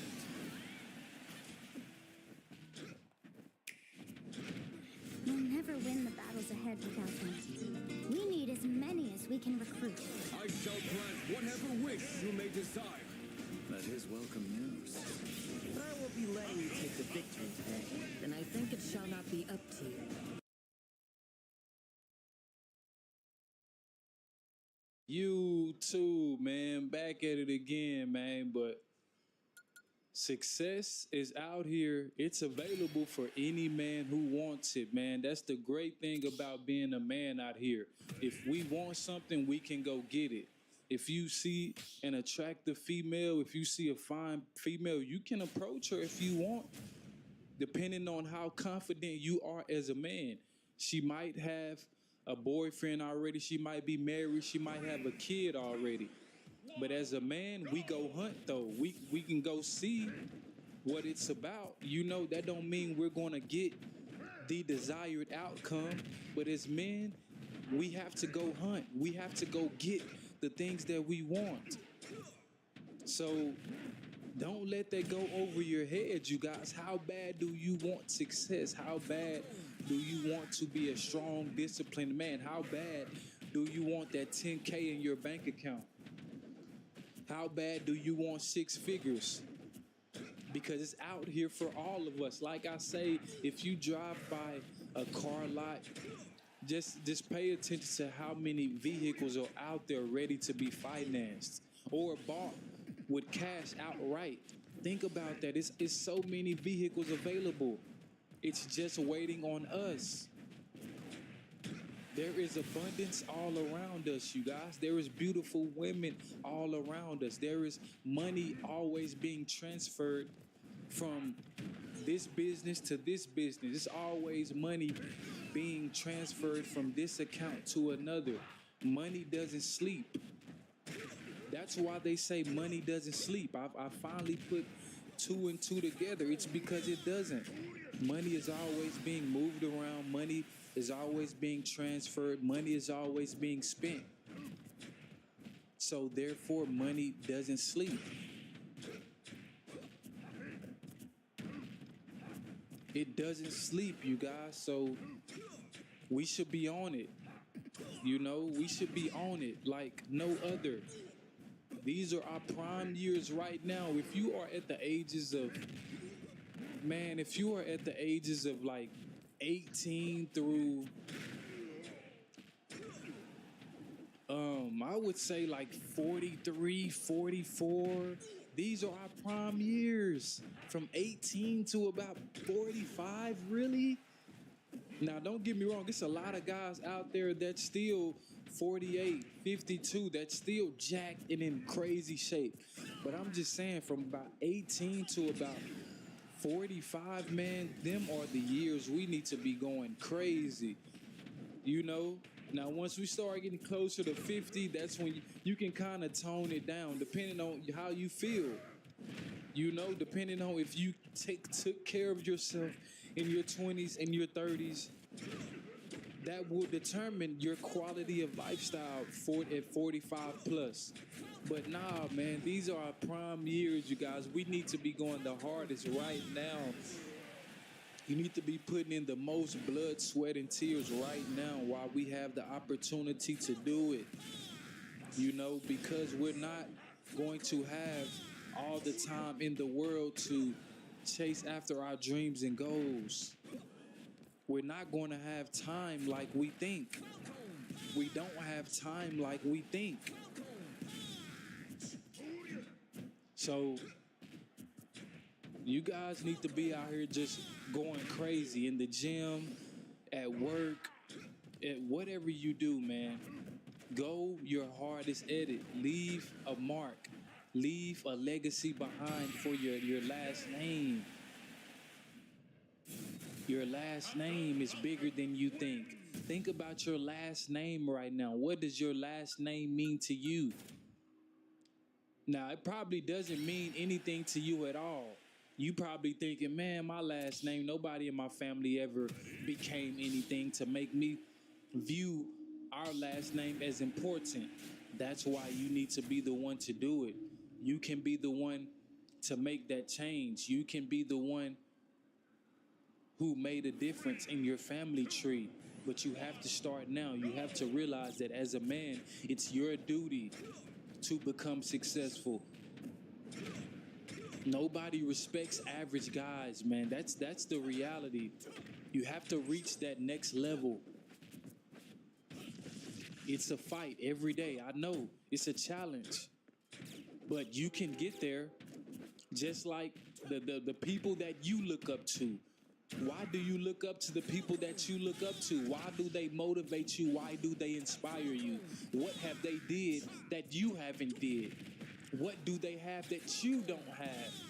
You feel me, you guys? So don't let that go over your head, man. You like the people that you like for a reason. You look up to the content creators that you look up to for a reason. What do they have that you feel like you're lacking? We're all human beings. We all have 24 hours in a day. What are you going to do with it? How are you going to make the most of your 24 hours? Like I said, I'm off today. I can be just chilling all day if I want. But no, I'm dropping this content. This video 2 of the day, I could drop number 3 or 4 because time is valuable. My time is valuable, and I know my message is bigger than me. My content is bigger than me. If I keep creating, if I don't stop, I'm not worrying about the views. I used to let the views get to me all the time. I used to stay tripping on views, but I had to realize that I can't control what people like. Sometimes you gotta force it on people. You gotta force your music on people. You gotta force your content on people. You gotta shove it down their throat. You know, it's 8 billion people in this world, probably close to 9 billion. But it's, as far as I know, it's about 7, 8 billion people in the world. That's so many people, man. That's why I say as men, it pays us, it benefits us to have an abundant mindset. That is so beneficial because it's just so much money out here, so many beautiful women out here, so many foreign cars out here, so many mansions out here. It's so many opportunities out here. It's so many rewards for the disciplined man who's focused. It's so many rewards for the disciplined man who doesn't have any kids. It's so many rewards out here for the disciplined man who's retaining his seed. It's so many rewards out here for the man who's in the gym every day. It's so many rewards out here for us because we have a blank canvas. We have a blank canvas. We don't have to rush anything. Everything is on my time. I'm about to be 31 next month. I have all the leverage. I have all the leverage when it comes to dating anything because I work on myself daily, because I drop content daily. I drop value daily. Therefore, I'm steady making myself valuable. You know, make yourself valuable so you can have that leverage. The name of the game is leverage. These women don't respect average men because the average guys haven't put in enough work. You have to give people something to look up to. You have to give people something to inspire them, to let them know, yeah, I put in a lot of work. I don't have to prove it to you. You just have to see it. If people don't see your value, move away from them. What do they say? They say, go where you're celebrated and not tolerated, right? Okay, go where you're celebrated. Go where people see your value. You shouldn't be around people trying to prove your value to them. You shouldn't be around people if they doubt you, if they don't see your vision, if they don't see that you are already on your purpose. Why are you around them? Keep proving yourself right. Forget about proving them wrong. That doesn't mean anything. They're focused on their own life anyway. Therefore, focus on your own life. Take your life more seriously than the next man. And people will see it. People will respect you like that. The way that you respect yourself, people, they have no choice but to respect you that way. Let's get it, man. Let's get it. How bad do you want it? It's out here for any man. You just gotta go get it, man. You too. What's good? What's good, Warriors? It's another day, man. I'm blessed, man. I'm thankful to just wake up and be able to see this new day that wasn't promised to none of us, man. But I'm off today, man, so I might drop 2-3 videos today. Who knows? Whatever I want to do, man. But at the end of the day, it don't matter what I do, long as I stay consistent. Nothing has to be perfect, long as you stay consistent doing what you love doing. It don't matter how short or long you do it. If you are an artist, I don't care if you write one verse today. If you just write one line, you know, it's all about being consistent. And tomorrow, you can write another verse, write another line. But as long as you are building on what you started, that's the key. Because you're not going to have all of the ideas in one night, in 1 week. It takes time. That's why you got to stack the days, make the days count, and keep building on what you started. Because as long as you keep building on it, adding to it, you're going to get more ideas. You're going to become more creative with whatever you're doing. So, but man, I've just been thinking about how staying down is just so important, you guys. You got to be the guy that people, they see you now and they don't think much of you, if that kind of makes sense. You're just dressing like an average guy. You don't care about standing out. But you have to be that guy now, so in 2, 3, 5 years when you pop out and you got 10,000 plus, you're able to flex 30 bands, you're able to flex 70, 80 bands. You're going to shock people because they didn't know that you were staying down in 2026. They didn't know that you were staying down in 2027. That's why we're going to shock so many people. And we don't care about shocking them. They're going to be so blindsided because they didn't see your potential. They didn't know that you were staying down. They didn't know that you were wearing the same clothes several days in a row. They didn't see that part. They're just going to see the results. They're just going to see the end results. And they're just going to wonder how you did it. They're going to wonder how you got in the position that you got in. But you know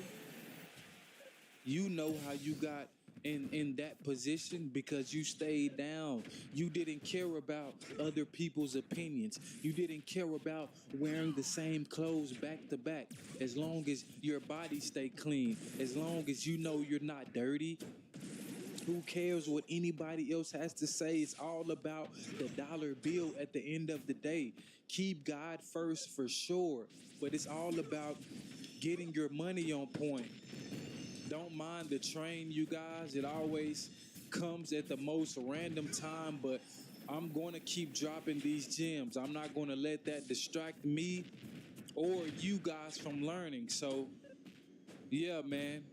You have to be that guy that's willing to make these sacrifices right now. I'm not missing anything right now. It's a Sunday. I'm off today. Why would I be out at the bar somewhere blowing my money? Why would I be spending hundreds of dollars on a random day that doesn't make sense? You guys, we have to do things when it makes sense. You have to take a vacation when it makes sense. You have to be able to know when to go out when it makes sense.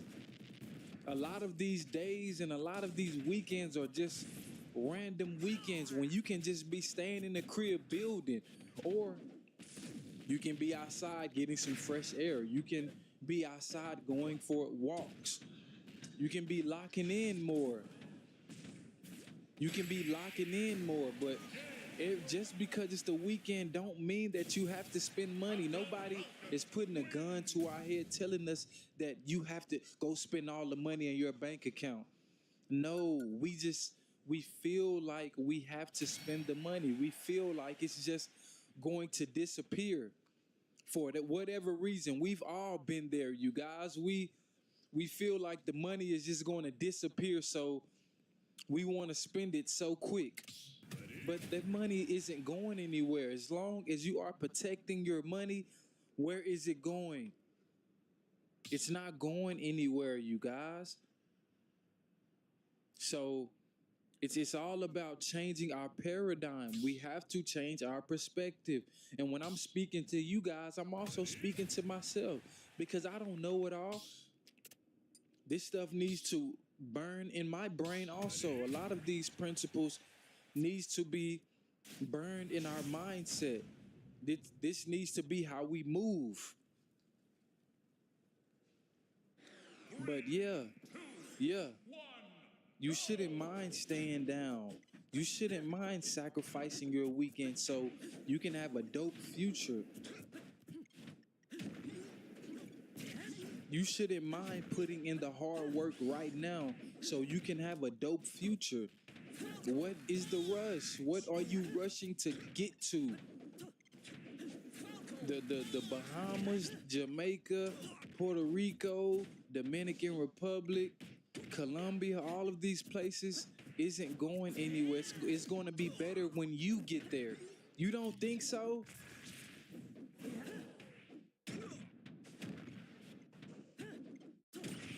Welcome to the Introvert Club podcast. I'm your host, Gil.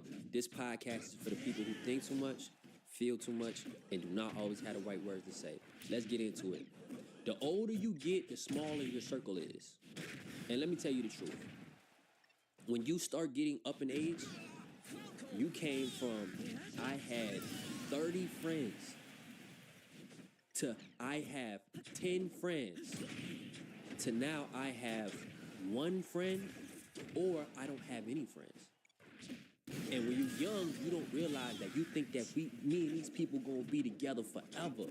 You think, hey, not only are we gonna be together forever, I'm gonna help raise your kids. I'm gonna be there when you get married. I'm gonna be there when you old in a nursing home. We always had these jokes going up. Hey, bro, when you get older, we gonna be in a nursing home fighting.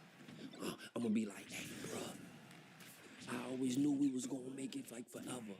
But that's just not the case. It's a hard pill to swallow. Let me tell you the different level of friends. You start with your baby, and you got school friends, where I don't have nobody. I went to school amongst these people, and now we have these friends. Hey, my name's Thomas. Your name Jill. We like the same cereal, so now we cool. We watch the same cartoons, so now we cool. Now I'm going to your birthday party. Now, hey, when you turn 3 or 4, hey, we smashing cake in each other's face. Elementary, then we go to middle school, we might still be cool. See, me, I went to a whole bunch of different middle schools. Middle school, I was bad. I ain't talk too much in elementary. But in middle school, I was trying to fit in, or I was trying to learn things. I went to a whole different school. I met a couple of kids, and I was like, you know what? These gonna be my guys. Because when I get to high school, these gonna be my partners. I went to a different middle school. I went to a different high school. So the guys that I thought was gonna be my partners, hey, I only kept maybe 1 or 2 of them. Then you go to high school, you meet a whole new friends. We tight, we gonna be together forever. We gonna go to college and survive. Then you go to college and you realize, hey, these friends that I grew up with when I was young, and I was in elementary school, and I was middle school and high school, they might not survive with me when I go to college. Because once you're in college, you feel like this is the pre-real world. This is what real world's gonna be like. Oh, it's a rude awakening. I had 12 roommates. All the friends that I had in high school, I might have ended up with 1 or 2 when I went to college. Because now I got these dorm mates, and now we cool at school. When I was in school, shoot, I wasn't even trying to learn. I was just trying to get my mama house. That's a whole nother conversation for another day. But once you go to college, say you do all 4, I got kicked out the first year. We ain't gonna speak on that. But then after that, you got work friends. See, me, when I was young, I used to have work friends because I used to think that work was for you to work and then socialize. I realized growing up, now that I'm at this age, I would never have work friends. That's just not, I'll come here to work. Because I understand the mentality, hey, we're here to do a job. We're here to do a service and to get paid. I don't like work friends. I don't even like talking to work. But when I was young and naive, I thought that, hey, because we had a bad job, all of us was a whole bunch of young guys.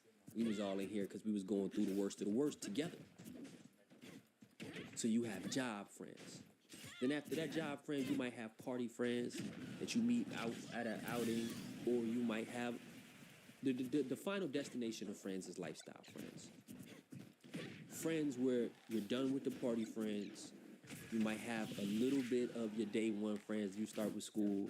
You might barely talk to your job friends, but you really don't be cool with them like that. And then you have lifestyle friends. And when I say lifestyle friends, I'm saying friends that like the same hobbies. You might have met when you was dating somebody. Now you got we both are a couple friends, or we have friends that we just are the same mentally. Like we're on the same road. We might have met doing this, and I realized that, hey, I can relate to you more than everybody else. And that's the worst part about shedding friends. Your old friends don't like your new friends. Because your new friends are about the more evolved version of you. And then your old friends miss the old version of you. But who's going to tell them that, hey, I can't be the old version of you no more. You got to grow in like the new version of you. And they saying, well, I like the old version of you. And I'm used to the old version of you. I don't want you to change. And you got to tell them, I ain't changing, I'm growing. And they got to respect your growth. Most people don't want you to grow. They want you to be the same old person you was when they met you. That a real friends are going to respect your growth and be there through it all. Some days you might not have no friends. It might just be you. Because you're going through a transitional stage in life. Maybe you moved. Maybe somebody in your family died and you don't feel like talking to nobody. Maybe you was with everybody when you had some money and now your money ran low and everybody acting funny. That's the part about the friendship shit that people don't realize. Another topic on the board, what age do you realize staying home is better than going out? I'm there now. I don't want to go outside. And it's not that I don't want to go outside, it's I love being at the house. I done paid rent, which was expensive. I done made my home accommodating. It's beautiful here. I got a little patio outside. I go in there, drink my coffee. I got a slushy making machine I talk about all the time. I'm cooking. Shoot, I got the LED lights around the crib. I'm vibing. Like I made sure that my house was for me to actually live in. A lot of y'all ain't living in your house. A lot of y'all just sleeping at your house. You use it as a place to sleep and then go out to the world. I made sure I can live here. That was the most important thing. So I made sure I got everything that I need. To be honest with you, now that I'm saying that, when you really live somewhere, your home becomes your sanctuary. When the world is feeling like it's 100 million pounds and you stressed out, you can come home and relax and decompress. That's when you really make your house somewhere for you to live, for you to thrive, for you to grow. It's your safe place. I made my house like that. And now that I'm saying that, that remind me of when you was young and you were growing up, whatever generation you was, do you remember the time that knocking on your door was normal? Like somebody knocking on your door and you don't automatically think the worst or think it's something crazy. Like now that I'm older, when somebody knock on my door and I didn't get no message and I'm not expecting anybody, I think it's the end of the world. When I was young, anything went. So somebody knocking on your door, it might be Timmy from down the street. He just wanted you to come outside to ride bikes. Hey, bro, can you come outside? Y'all remember that time when somebody asked you to...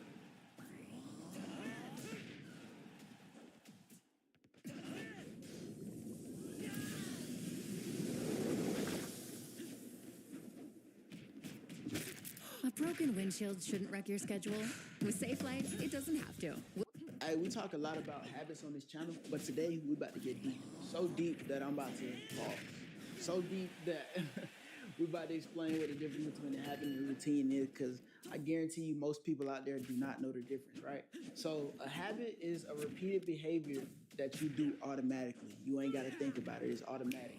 For example, you probably brush your teeth at the same time every single day because that is a habit. It takes a little thought into doing it, and you do it without even like consciously thinking about it most of the times. Versus a routine. A routine is a planned sequence of actions that you have to intentionally follow. So it takes a bit more brain power in order to do a routine. A routine, an example of a routine is a morning routine that you do it when you remember. Or you got different morning routines that you do based on circumstances, right? That is a routine. So to cement this in here, habits are something that you do automatically. Routines are something that you have to do intentionally, right? So today, I'm gonna show you, as I said up here, I'm gonna show you how to make any routine a habit with the most important habit of them all. I'm about to give you 4 things in which you can do to cement a habit to make sure that it is a habit. 4 things that you do to cement a routine so you can make a routine a habit, right? You can do this with anything you want to, and I'm about to give you real life examples on how I do it for myself, right? So let's get into the video. I'm drinking a little yerba mate right now, 0 sugar, because I can't drink sugar for the next 75 days, so I got a 0 sugar. First and foremost, you have to attach it. So attaching it is basically something that you like to do or do already, attach it with something that you want to do, right? So if you got to go to read a book, you should read a book or read some pages of a book, obviously read. If your goal, you want to make reading a habit, you want to attach reading to something that you like to do or something that you already do. So for me, if I wanted to make reading a habit, what I would do is attach it to something that I like. What I like is coffee. Reading would go along with my coffee, right? So anything that you want to do, attach it to something that you already do. Something that I'm doing currently at the moment, I just started a 75 hard, right? And 75 hard, as y'all know, you gotta walk, you gotta read, you gotta work out, you gotta da-da-da-da-da-da-da. A lot of these things I already do, right? So one thing that I wasn't already doing was drinking a gallon of water every day. So how do I make a gallon of water every day a habit? First off, I attach it to something that I already do. I already wake up early, and the first thing that I do when I wake up is go to my coffee machine. Now I put my coffee machine and my waters in the same place. So as I'm making my coffee, I have to bring my waters up. So now that is how I'm attaching it, right? I was gonna put that here, but I ain't got no marker in order to put it, so bear with me. Number 2, and we're gonna get to the most important habit, as y'all can see. We left it blank for a reason, so you can stay. Number 2 is repeat it. Repetition is the mother of habit. That's a beautiful quote, bro. Can we clap it up for that quote? Repetition is the mother of habit. Anything you repeat, you are. You are what you repeat. Aristotle got a quote, right? We are what we repeatedly do. Excellence, therefore, is not an act, it is a habit. We are what we repeatedly do, therefore, excellence is not an act, it's a habit. You are what you repeat. Repetition is the mother of habit. Whatever you repeat, you do all the time. That's why you should join my self-improvement community, my self-mastery community. And here we have a challenge where you got to go 100 days with something that you want to do, something that you want to repeat. And we have a self-improvement community of people doing it with you. So it's kind of fun, and it makes hitting your habits really, really, really fun. We're going to talk more about that later, but link is always in the description. If you want to basically submit any habit, you have to do that shit over and over and over and over and over and over and over again. So much so that it starts to become natural. It starts to become normal. It starts to become fast. If you don't believe me, look at whatever you do every day without thinking about it. Therefore, a habit. Look at any habit you got. You probably been doing that habit for years. You know what I'm saying? You've probably been doing that habit all your life, gang. And the only way and the only reason for that is because repetition is the mother of habit. So number 2, you gotta repeat it. So we gotta attach it, we gotta repeat it. Number 3, this is the secret rule right here, bro. Attach pain or pleasure. The pain and pleasure rule. Attach some pain or attach some pleasure. Because as human beings, guess what? We either running to pleasure or we running away from pain. Anything you do in life is either running towards pleasure or running away from pain. It's a bear behind me, I gotta run. It's a lollipop in front of me, I'ma run to it. Different people got stronger pulls towards different ways. You gotta understand which one pulls you more. Is the fear of poverty pushing you to reach your goals?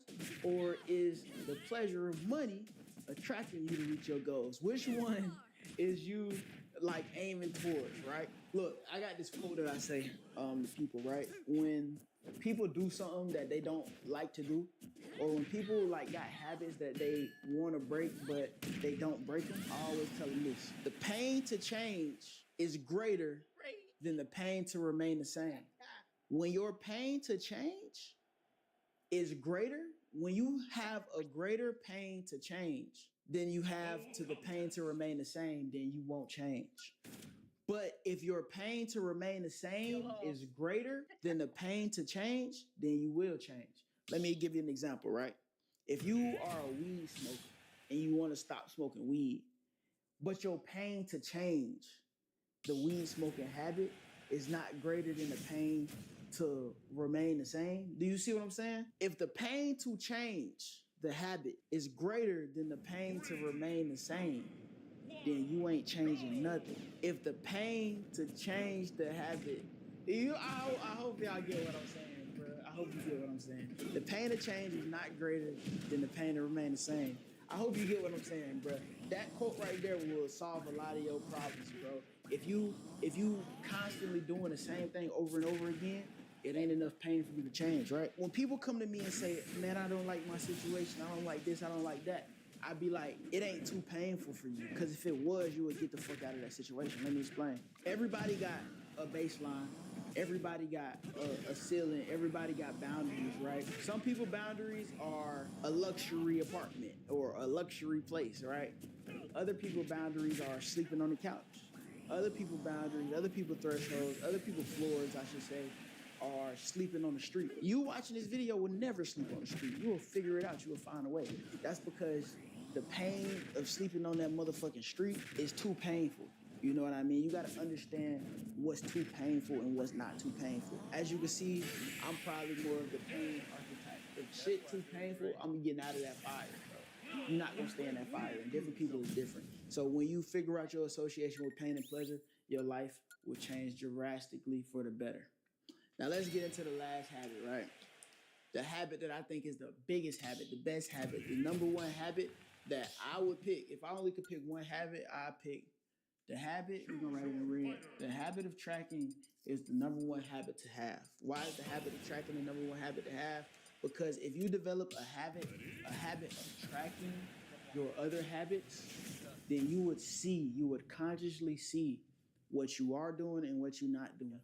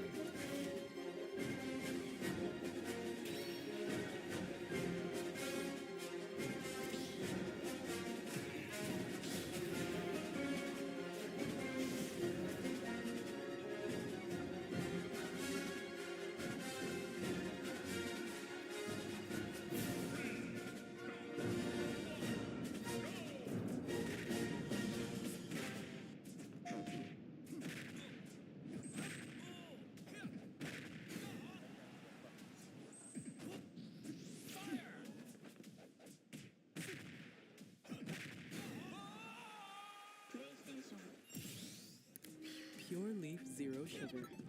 All the flavor, all the sweetness, 0 calories. Time for a tea break? Time for a Pure Leaf.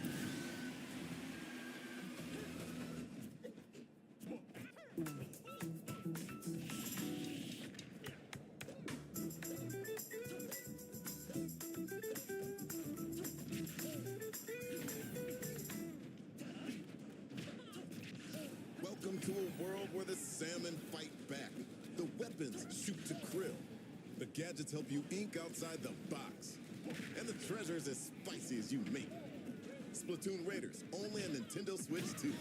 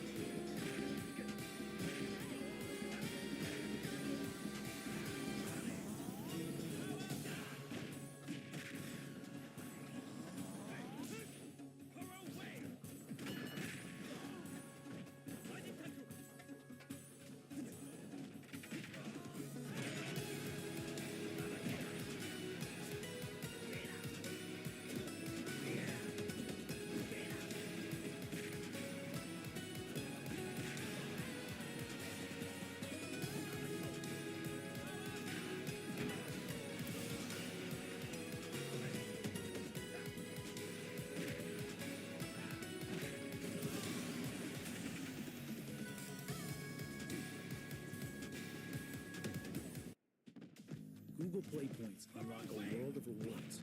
See what you can score and redeem now.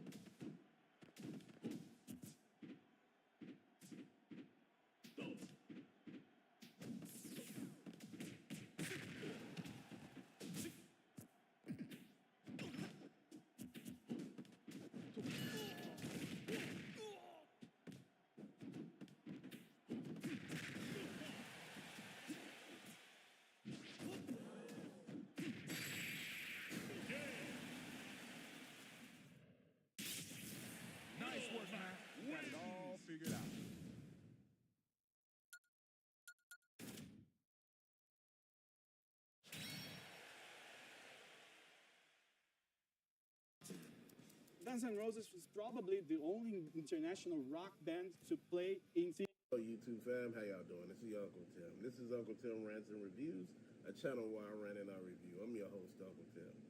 Dude, I keep hearing people talking about, if I don't make this amount of money at work, I'm going to quit. Okay. So you quit. Then what? Well, I'm going to go stay with one of my friends. And they're like, nah, you can't stay here. And they're like, why can't I stay with you? You ain't got shit. You ain't got a job. You got nothing to offer. I mean, like, no money, no ability to buy food or to pay bills here. You just want to come in here free, bro. I don't think people think this shit through. See, I understand you want to quit your job. You just want to walk out there and tell everybody and hold a middle finger up. That ain't the thing to do. You never know when you might have to carry your ass back. See, this mentality that we have that, you know, we know best and, you know, I'm tired and, you know, it's taking away all of my creative, you know, energy. You know, I can't really think. I can't be my true, authentic self. Motherfucker, if everybody was their authentic selves right now, they all be broke as hell crying. See, the thing is, the things that you want to do don't pay. They don't make any money. That's just you sitting around chilling, not doing anything. See, this is why I tell a lot of people, get some ideas going. Now, they're about to start garnishing people's check, 15% for their student loans. And people are sitting here like, oh, wait, hold on. How could they do this? You took out loans. That's how they work. You got to pay that back. Well, I didn't graduate. What that got to do with any damn thing? You took out a loan. If you take out a loan for a car and not pay, they're going to either do two things. They're going to repossess the car, and they're still going to make your ass pay for that car because you took that loan out. The thing that I don't understand, and I explain to people every damn day, we all go through stuff. And I'm serious, we all go through stuff, but we don't pay attention to that. Do you hear what I mean? We're not paying attention to any damn thing. We're sitting here trying to understand some things, man, that we don't understand. You know, sometimes when you're paying on things, man, you run into a rut. Sometimes you hit a dry patch, whereas your money is funny. Or, you know, a situation happens where you lose your job. This is why I talk to people about buying stuff that they can pay off or something that, you know, won't hurt them in the long run. But people think I try to tell them how to live, how to spend their money. I'm just being truly honest. Sometimes you got to sit your ass down and you got to understand and read the room. We're not reading. We're not understanding what's truly happening here. You know, we're not seeing, you know, eye to eye with things, man. And I'm trying to understand. You know, what are we expecting? We want to keep up with the Joneses. We want to keep up with everybody out here. We want to have their lifestyle on our pay. It don't work like that. You can't have somebody's $60,000 lifestyle on your $30,000 lifestyle. It ain't gonna work. That's a $30,000 damn difference. And who say they living beyond their means? No, they could be living like they're making $30,000. Dude, at the end of the day, I tell people, when you winning, don't make it where you're not winning. You know, you start spending like you're making super money. What I would tell somebody is save a lot of it, but you can spend some too. It's reality. You can spend money too, but you gotta save some. It helps the situation because, see, you don't know what may happen. And I explain that so much to people. You don't know what's going to happen out here. This world that we live in is full of wicked people. It's full of people who are not wicked too. It's full of people who don't understand how this system really runs. This system is ran by corporations. Corporations' main focus is to make money. You know, it's not to be your friend, keep you employed, worry about your future, your finances, your kids. They're not there for none of that. And think about it. If you quit that job tomorrow, you don't give a shit about anybody there anymore anyway. So you got to think about it. They're thinking about you the same way. People say, man, you talk about the same shit every day because it's the same shit but a different day. It don't change any. And I think a lot of people don't understand that. Once you understand that, you can get past that. And I think a lot of people don't want to get past it Because see, this sounds like, like it could just go away. It's gonna go away, man. I know it is. It's gonna go away. And I'm sitting here thinking somehow that we be able to do this, we be able to do that. See, man, I know what I'm talking about, man. See, if people just listen to me, man, I know me, I know you, and I know it, man. I'm gonna tell you something. The economy right now is tore up from the floor. The housing market is trash. Student loans are trash. Car payments are trash. It's just like you're being scammed so damn hard with car payments now. They trying to extend the loans for 10 damn years. And people are saying, why do they want to extend the loans for 10 years? See, 5 to 7 years on these newer cars that could do every damn thing that everybody asks for. Oh, Tezspire, this could be the day you say, yes. Yes. Is not reducing the note enough that people could actually afford. But if I raise that note to 10 years, that means I could get you down to a full of $500 car note. A note that a lot of people could afford. But you'd be paying for this car for 10 years. And to be honest, you better pay this car off probably twice by now. See, that's the thing that people don't understand. The interest that you pay on this car, you're not really paying principal in the beginning. Think about it. If you put down a certain amount, we say you put $100 down, probably $90 to $95 is going on interest. You might get $5 actually going towards the principal in the beginning. That's just how it's working. You think car notes are fair? This is why they tell you if you could send extra, if you could double your note, oh man, things will change. What's happening right now, the reason why things are not changing is people don't understand. See, I think right now people are stuck in a stage where they think, if you don't say nothing, things will get better. This is where you get that lifestyle reset. Like I told you before, if you're making $30,000 now and you're living from paycheck to paycheck, and you said, man, something gotta give, man. I need to get something where, I'm able to live. This is my actual paycheck, and this is the paycheck here. This is the lifestyle, and I'm on the same level as my pay. My pay and my lifestyle is on the same level. And look, I'm gonna be honest. You right here, and your pay is right here. Your lifestyle, dude. I'm just saying, you got basic every damn thing. I don't mean anything is outlandish or extra. You just got basic living expenses and basic needs. You're not living extravagant. So you got some people,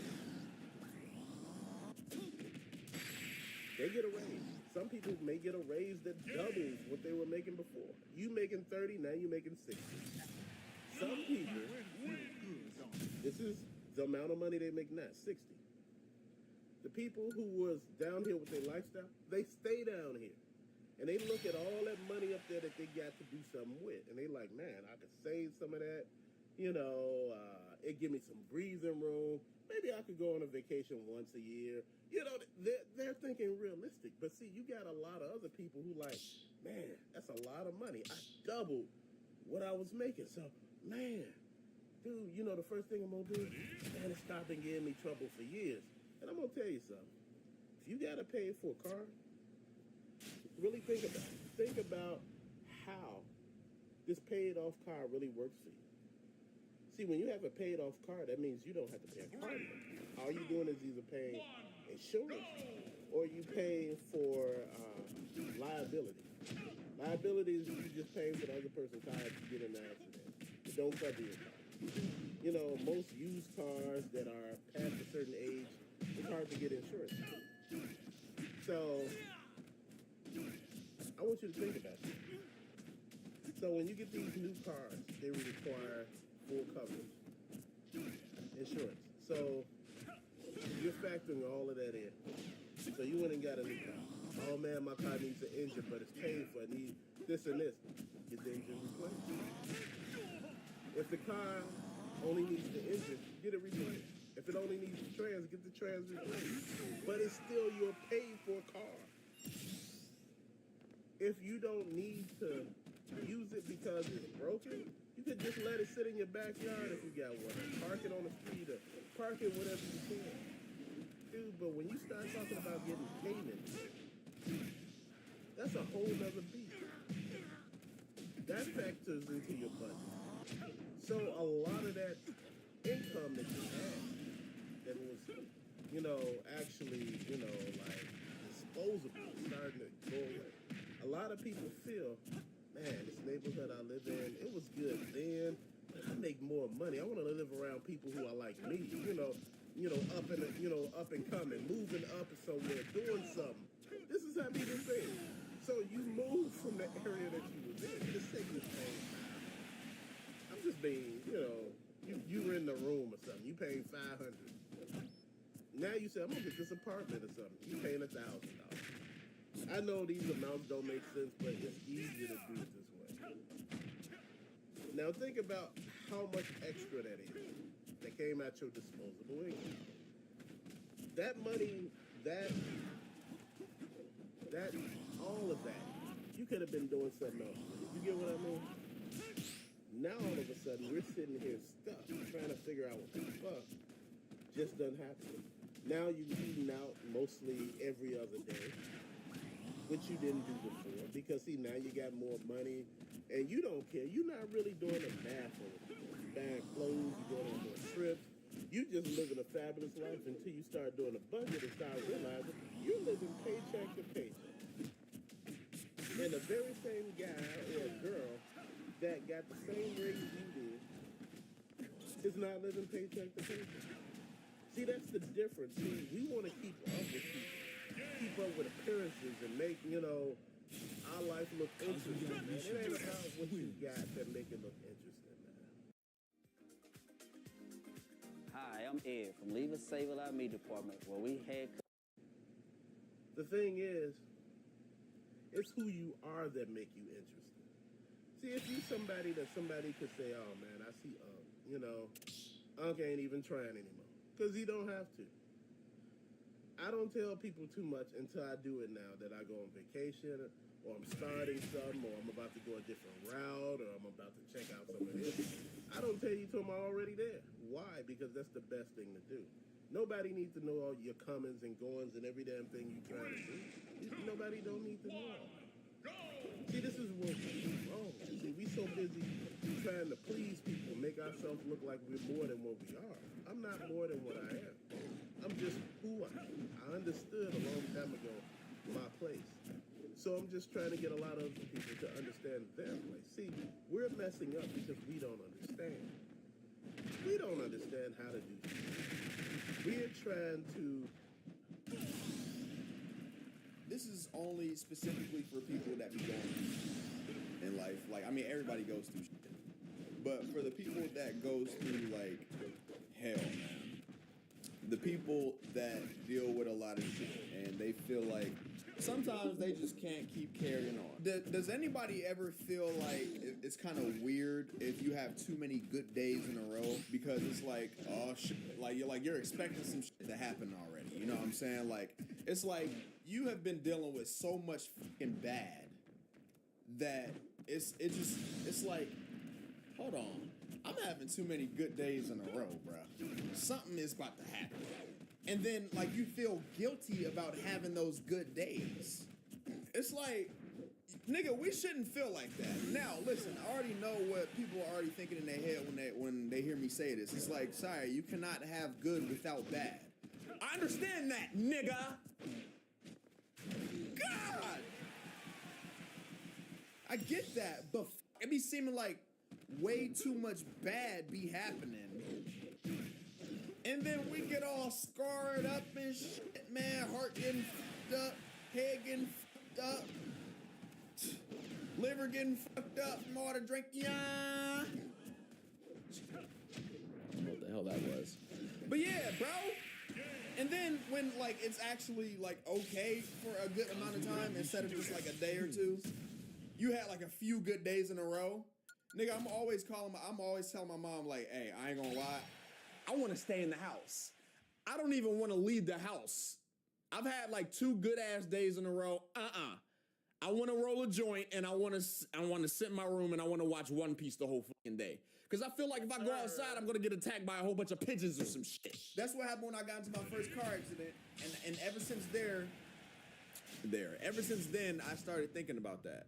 It's like, and ever since then, bro, it's just like, you gotta protect yourself because like, life be throwing so much random bullshit at people, yo.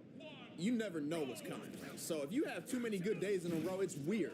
But that's the bad thing, though. Like that should not be it. I feel like, yeah, you can't enjoy the good without the bad, but I feel like it should be even, my nigga.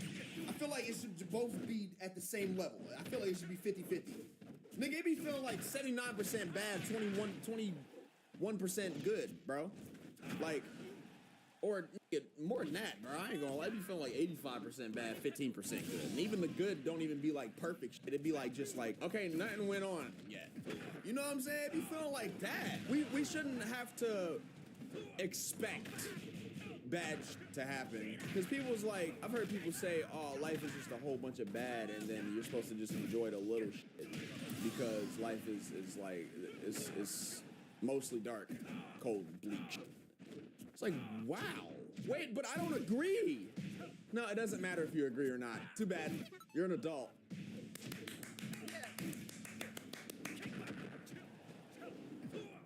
Lord.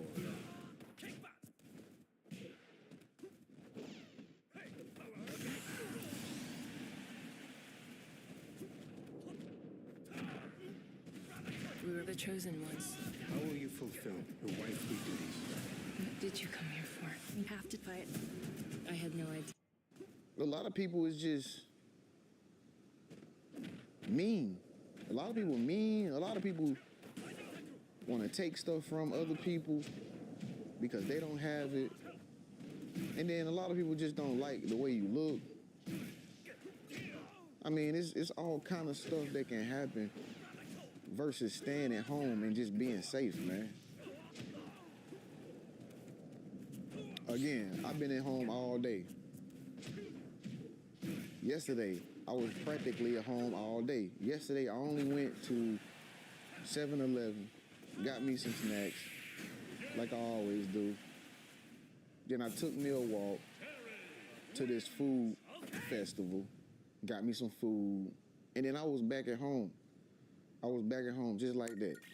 Because it's just like, me personally, I don't know about you, but I can't be around large crowds of people for too long. Like, you know what I'm saying? I don't get nervous or nothing. Like, I ain't scared of nobody. It's just that, man, I ain't got time to deal with all the chaos. I don't got time to deal with people bumping into me and people stepping on my shoes. I ain't got time, like. And then nowadays, bro, a lot of people is just slow. It ain't too many smart people out here, so I don't like to be around slow people who don't know how to think. I'd rather be at home. I'd rather stay at home and think for myself. You know what I'm saying? You know what I'm saying? I'd rather order me some grab foods at my house. You know, that's what I do nowadays. I don't really cook a lot, but when I do cook, you know what I'm saying, I'll go get the stuff from the grocery store and come right back to the crib and cook it up. But I'm just saying, nowadays, I order everything to come to the crib. Why? Why should you go out and get it, man? There's a bunch of crazies out here. And I've been at home all day, man. It's like when you at home, it's like, can't nothing go wrong, bro. Only thing that can go wrong is if you eat too much. You know what I'm saying? Like, when you at home, you can actually get healthy. Believe it or not, when you at home, you can get healthy. When you leave out the house and you always out partying, you always out trying to fit in with the in crowd, you know, you always out doing stuff, bro, you wasting energy and you getting skinny as hell. You getting skinny and your ribs gonna start showing. Like, seriously. And you know what I mean? You gonna be like, man, why am I so small? Why am I so tiny? Because you don't know how to sit still, bro. Bro, when you chill out and you just be chilled and you at your own crib, bro, you can actually eat. You can actually eat. I know this sounds crazy, but I would rather eat than starve. I'm sorry. People always talk about fat people and stuff like, oh, fat people this and fat people that. But they got something to eat. You don't. You know what I'm saying? People always be talking about how fat people is. Bro, you can't talk about a fat person. You skinny. You ain't got no food. You ain't even got no place to eat your food. You know what I'm saying? No pun intended to nobody out there, but I'm just saying, bro, look at the pros and the cons of the situation that I'm explaining. Like, if you eat too much because you at home just chilling, you better than the person that's begging for money on the street that don't got nothing to eat and they outside. I feel better when I at home and I'm eating. I know it sounds crazy, but I feel better when I be at home and I'm eating a nice box of sushi. You know what I'm saying? I'm eating a nice bowl of chicken noodle soup and I can eat it in peace and it's so good and it's so tasty and I might order another one and another one and another one and another one. And then when you want to step outside, when I want to step outside, you know what I'm saying? I go hit the gym, boom, work it off. That's healthy. You eating and you working out. You eating and you working out a little bit. You come back home, you eat a little bit more and you work out. Bro, that's healthy. And then not only that, but like I said, a lot of people say, oh man, Trent, you talking crazy. Bro, if you a homebody and you stay at home, you will understand what I'm saying is actually real truth. It's real truth. When you stay at home, you get healthy. I know it sounds crazy, but you can do workouts in your home, man. You can order stuff off of Shopee, off Amazon, Lazada. You can order, you know, workout equipment at the house. You don't even necessarily got to go to the gym to do that. And you can get in shape at home. Don't have to be around nobody. You know what I'm saying? And you can become healthy at home because you are actually eating. A lot of people are starving because they ain't at home. Seriously, a lot of people starve because they are not at home. You know what I'm saying? They don't have no place to stay. And I feel sorry for people like that, but if you would learn how to be, you know, if a lot of people would learn how to just relax and just chill sometimes, they would have a place to stay. But too many people want to do this and they want to do that and they want to hang out with this girl and he want to have this girl over here and he want to have another girl over here, another girl over here, another girl over here. And then next thing you know, he ain't got no place to stay. He about to get put out. Why he about to get put out? I don't know. Maybe because he spent all his money on all these girls. Same thing with girls. It ain't no different. It go both ways. This girl ain't got no place to stay, but she got this guy, number one, guy number two, number three, number four guys. She got 5 guys. She got all these guys. 5 guys like the damn hamburger. She got 5 guys like the damn expensive ass French fries that 5 guys sell. But she don't got no place to stay. She got to go to a different place every day just to lay her head because she don't know how to stay still. She don't know how to stay put in one place. That's why I say staying at home is actually beneficial to your well-being, bro, if you know how to use it to your advantage. And this is why I always be telling y'all on my channel, man, if you ain't a part of my channel, make sure you subscribe, man. This is why I be telling y'all on my channel, if you can get an online job, you will find that life is more precious and more beautiful than any other job that you go to outside of your home. Trust me. I've been working online for the past 10, 15 years. I could not stand working inside of a factory company or whatever. You know, I could not stand getting up in the morning and going somewhere to do a work job for somebody that I don't even like. I could not stand it. I'm glad I got fired. What if employer-sponsored insurance didn't have to be group insurance? Group health plan.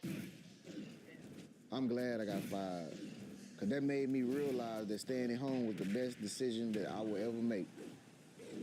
And that's why I be telling y'all to start doing online trading. That's all I do really at home. I just trade online and I make my videos and my content. That's it. But Trent, how do I start trading? Again, the link is below if you want to start trading with us, okay? It's a community. Click the link below at the top comment if you want to work from home because you stay at home a lot.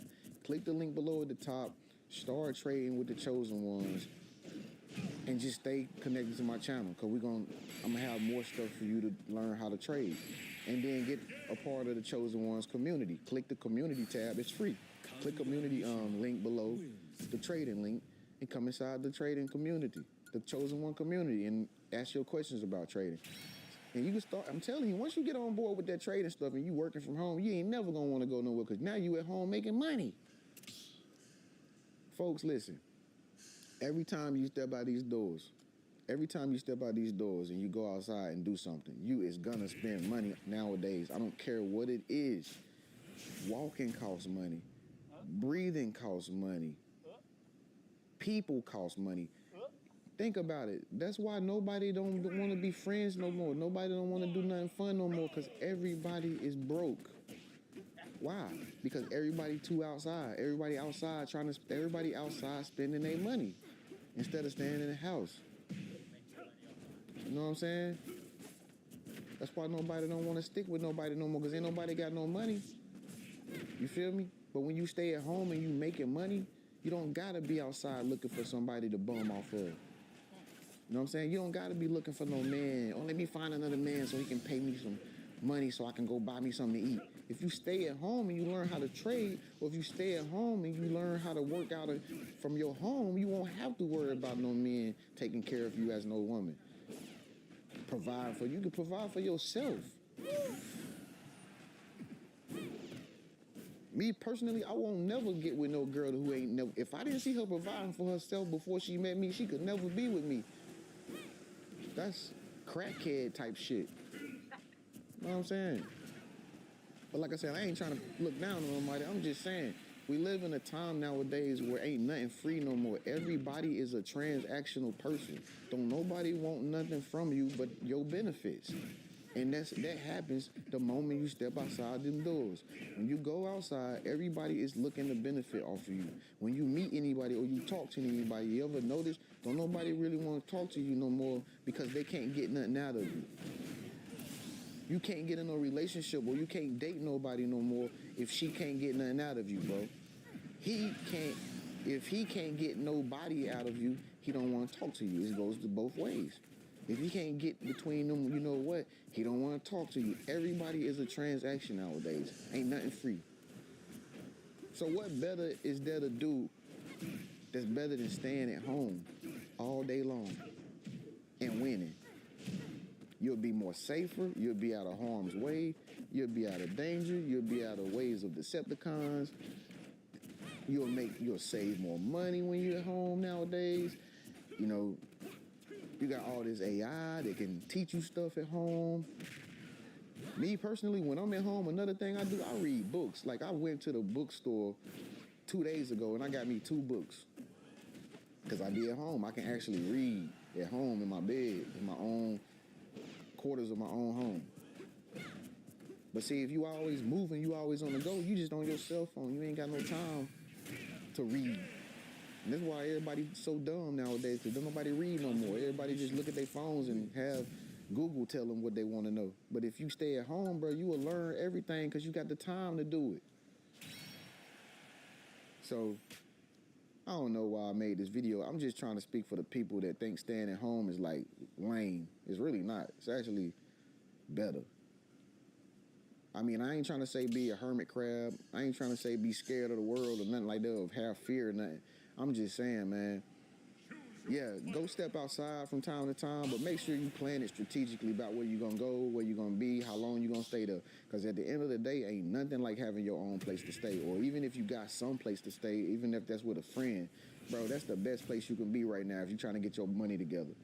If you're trying to get your life together, bro, at home, I don't give a damn if you playing the game, Grand Theft Auto, Call of Duty, I don't give a damn what nobody say. If you in the house playing your game, bro, you ain't in the street selling drugs.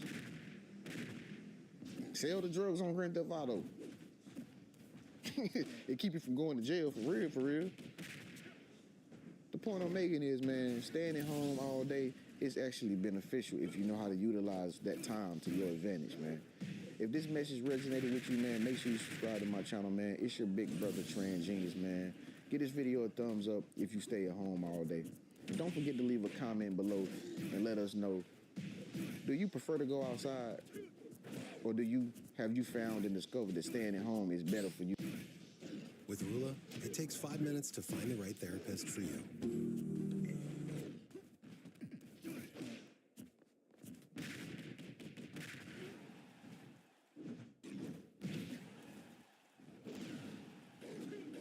They called Bandai crazy for this one. We've got Mighty Mask here today, and I really wish his DP was a little bit higher because we'd be doing things a little differently. But let's see just how good Mighty Mask can be in single ranked battle. All right, what do we got? It's Goku. I don't think so. They know it's us. Yo, these voice lines are hilarious.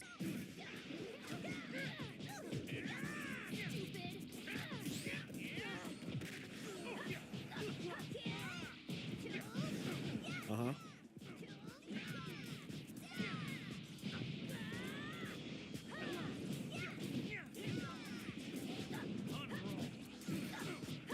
Uh-huh.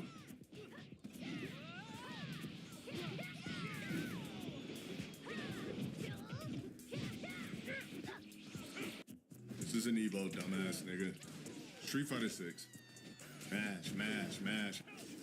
Just slop. You're just randomly pressing shit, and this game allows it. Look at this shit.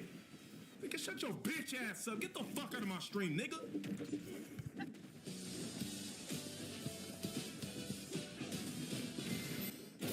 Street Fighter 6. Please don't be a Yasmin. Thank you. I just want to try to learn the character.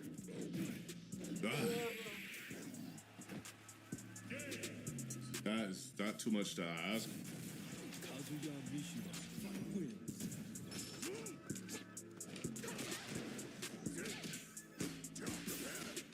Of course you go for it, bro. Nope.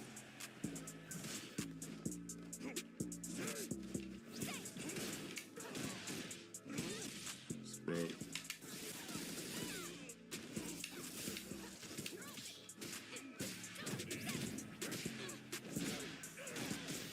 Just wakes up with just forward fears out of nowhere. Street Fighter 6. I'm gonna just wake up with forward fears. Who wakes up with fucking forward fears? Oh yeah, online Street Fighter 6 dimwits.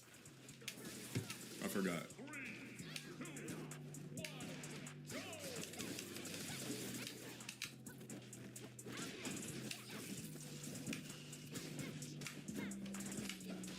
I forgot that doesn't work, is that?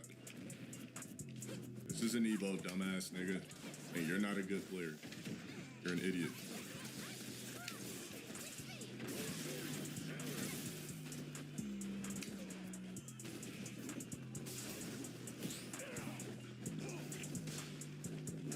Look at this fucking moron, bro. Look at this guy.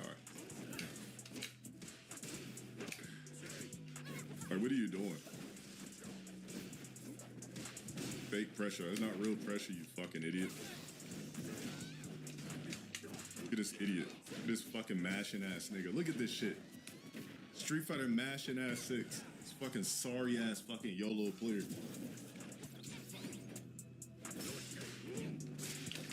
Dumbass nigga.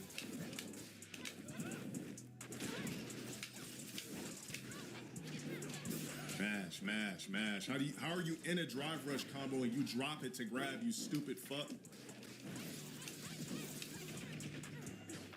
Look at this idiot. Look at this dumb fuck. Look at this idiot. Look at this idiot.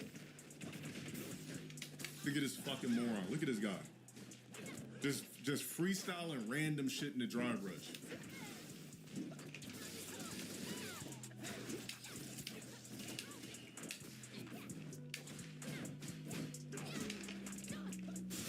Oh my god, man.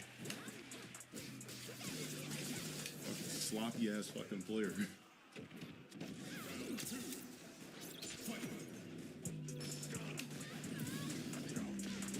Look at this idiot. Look at this guy.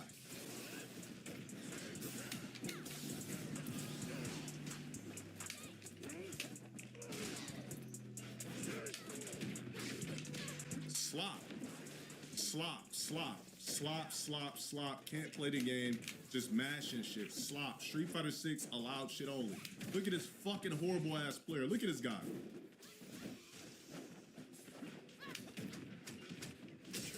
Just slop. You're just randomly pressing shit, and this game allows it. This guy's fucking horrible. The fuck out of here, man. Sloppy ass fucking player. Look at this dude. Dumbass nigga. Man, these fucking sorry ass niggas just throw me off in this game. Look at this shit. Who can't do forward fierce the fucking target combo? Fucking scrub ass fucking game, man. There's like nobody good online playing this shit. Everybody fucking sucks.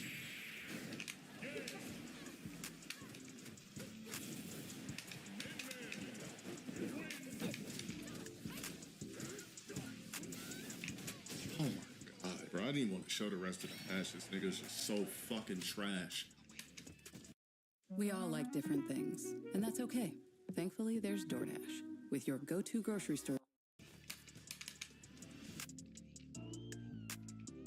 Like, the way I gotta play this game, I literally have to sit back and just wait for niggas to make mistakes. I can't do frame traps.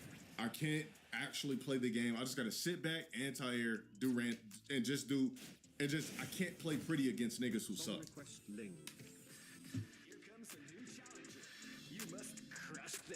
Quiet. Don't jump on my lap, dude. Come on. Stop. A scrub, too. It's a sniping scrub. Sloppy ass nervous nigga just drive rushing random shit. Look at this shit.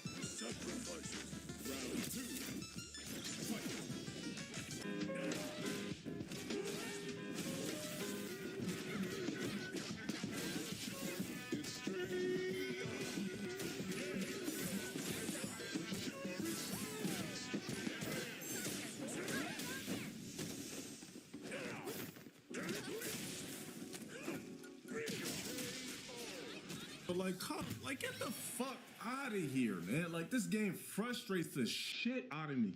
I've never been hit so much in a Street Fighter game in my fucking life. This shit is just complete slop crap.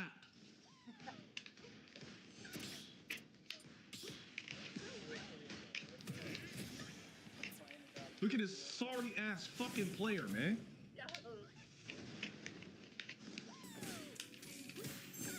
Niggas want to sell copies so bad you just slop your fucking game out. You got bum ass 15-year-olds beating fucking Daigo and shit. Look at this sorry ass nigga. This nigga fucking sucks.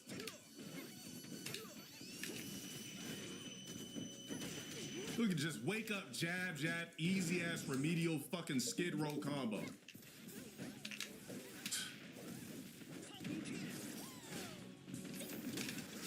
Look at this shit. Nigga, shut your bitch ass up. Get the fuck out of my stream, nigga.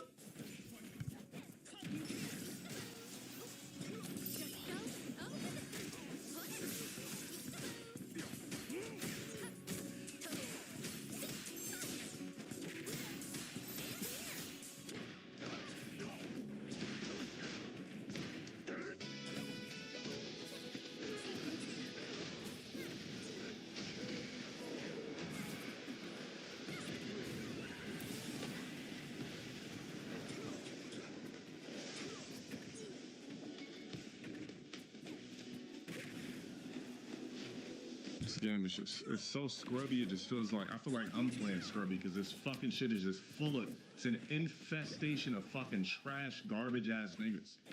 It's a fucking Street Fighter, man. Let me get my master so I can can this game.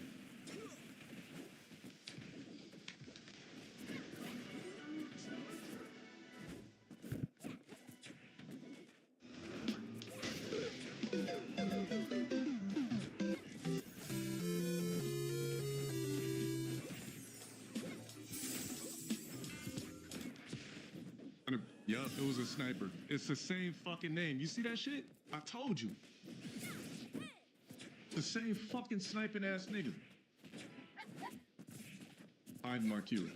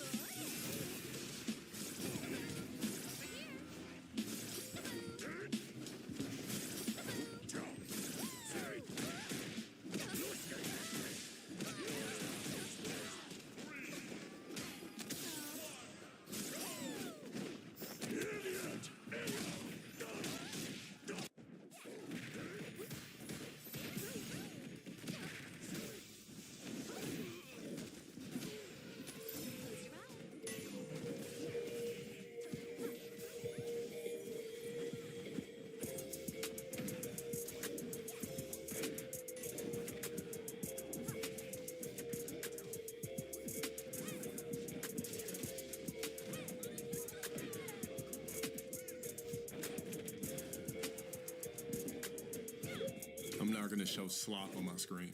It ain't happening. The Blizzard Double Flip deal is here. Buy one Blizzard treat and get a second for just 99 cents. Get it in the DQ app.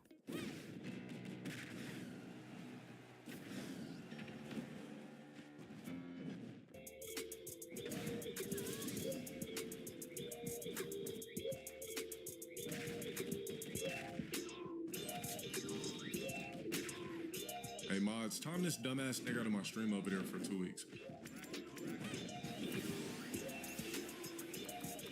Matter of fact, just ban him.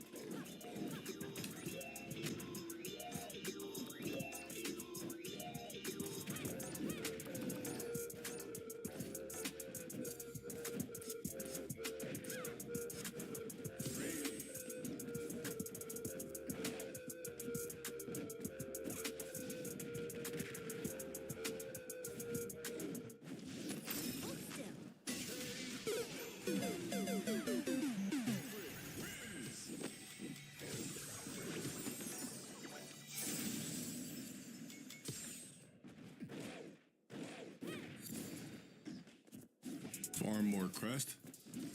Wait, what do you mean? Oh, like her fucking shit? Oh, okay, I got you. Stream Sniper again. Can we get a playlist for all the reacts? I mean, the song reacts?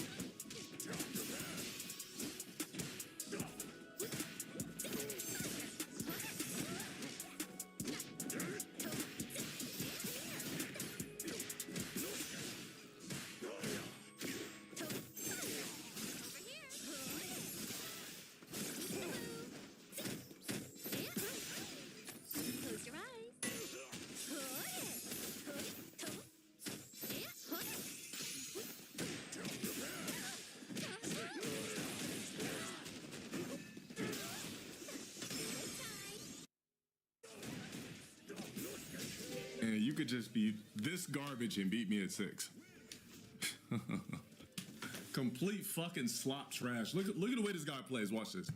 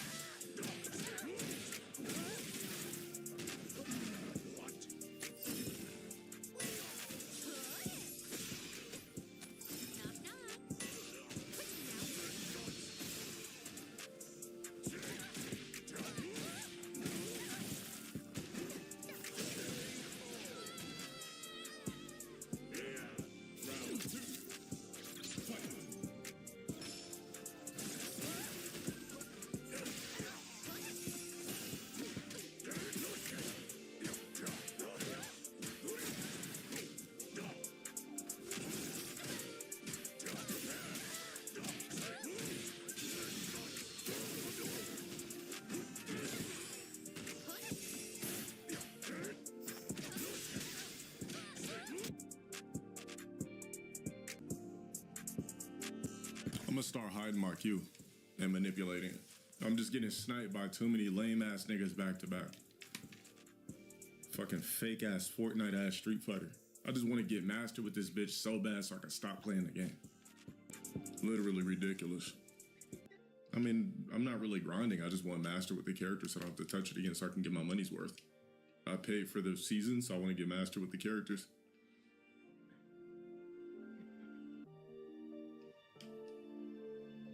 Hey Maz, let's get a 2-week on this guy for asking a stupid question. Cryopod him. We're sorry.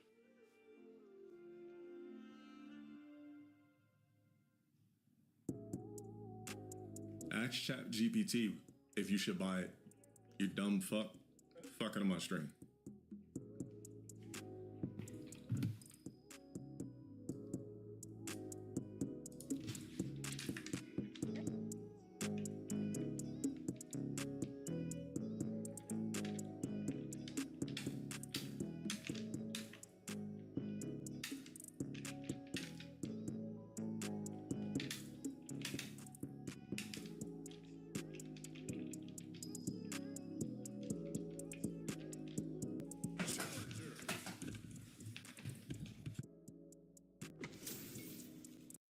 Dunkin's $6 meal deal.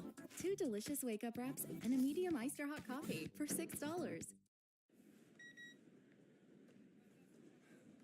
You make it through security so fast.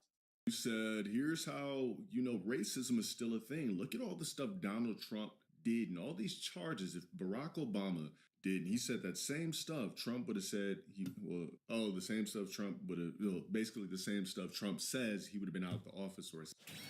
But I mean, what black is going to do that in that type of situation? It's like, see, the thing about, let's just say, politics. Blacks are a guest in politics. We didn't make it up. So it's literally a privilege for us to even be allowed to even be mayors, presidents, governors. It's just like Hollywood. Blacks were a guest in Hollywood. We don't have any there is no rights where we must be, unless you're trying to win an Oscar. Just like blacks said Eminem was a guest in hip hop, that's our because we made it up. Blacks, let me tell you something. Realistically, we are a guest in Hollywood. We're a guest in politics. We didn't make up any of that shit. So the fact that we're allowed to do it, of course you gotta act accordingly. What do you mean, We're literally a guest in it. What the fuck do you mean? Is Hollywood ran by blacks? Or is it ran by... Or... Did blacks make politics? Did blacks make the laws? That would make us a guest in that particular realm. How are as blacks, how are we not a guest in politics and a guest in Hollywood? Help me figure that out. Since for the people that don't agree, I don't need you to agree with me because I'm still gonna think what I think. Help me figure it out. How are we not a guest? The only way you have to cast minorities is if you want to win an Oscar for your film. If you want certain awards, it's literally in the rule book that you must cast certain ethnicities to be eligible for those particular awards. Otherwise, you can make all Caucasian films, all Caucasian shows. You're not going to win your Emmys, so on and so forth. But yeah, you're blacks.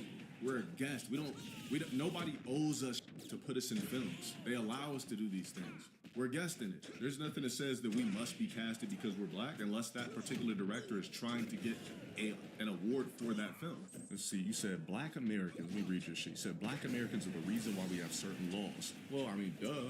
What type of laws are you talking about? Let's hear it. I don't need to look up no Tulsa race massacres to learn. I already know we had our BBC sliced off, castrated, booty busted, all types of shit. You know what time it is? I'm the ones who said it before you niggas even knew it. You could just guess what happened, then you read books and the shit really happened. I already knew what it was before I even read the books about it. Using us as slaves every day. What fuck time it is? Yeah, the founding fathers were Caucasian. The founding fathers weren't niggas. The only reason why blacks were even intertwined in American culture in the first place is because they went over there and got us. If they would have just left us over there, so that would make us a guest in. We're a guest in music too because they didn't want blacks on MTV until Michael Jackson came along. Exactly. See how they just shoved us in a corner on BET? When you watch that Michael Jackson documentary, there was a dreidel, or I don't know if he was a dreidel or Caucasian, but they literally fought to have Michael Jackson on MTV because they looked at his music as urban. It was gonna gridlock us. There's nothing wrong with us being a guest in something we didn't create. There's nothing wrong with that. We should be happy that we can be a guest in those particular things. Just like how blacks say, oh man, he woke up to the cookout. Hell yeah, man. Hey, that nigga cool the motherfucker. That white boy cool.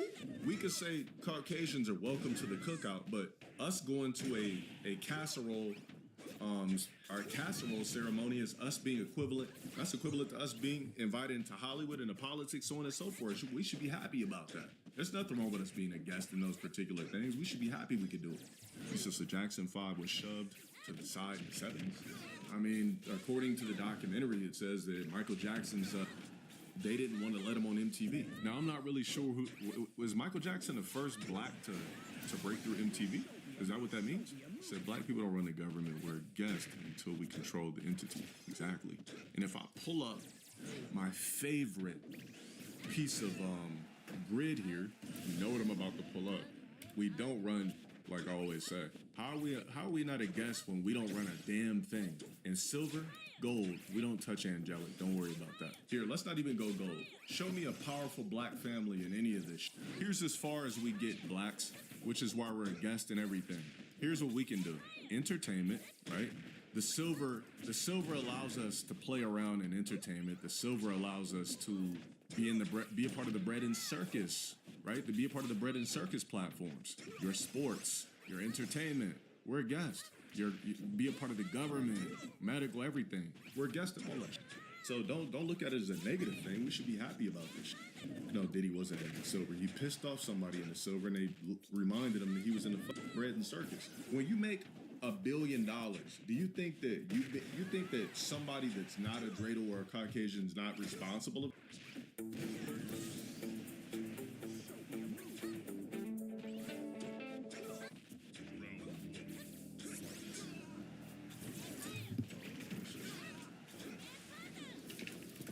Oh, they'll pick the road.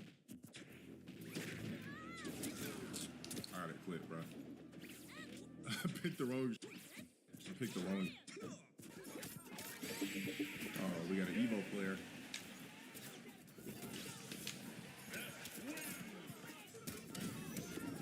Oh my God, why these niggas playing like it's Evo? Nigga, it's one round. Bro, get this.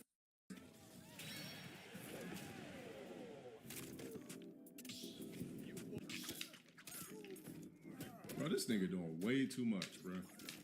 God damn.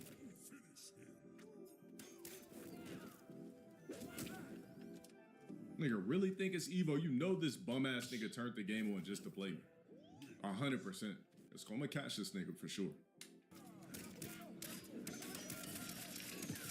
Nigga burning all meter and all types of shit. Bro, this is not that serious, bro. I know you waited your whole life to feel important and no one gives two fucks about you. I get it. You don't got nothing else to live for. I get it.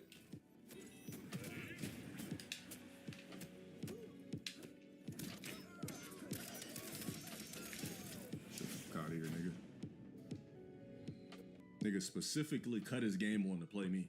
You know it's a sniper because they're blocking certain. that they would know how to block. Get the fuck out of here, man. Go find glory in your trash reality somewhere else. Scorpion?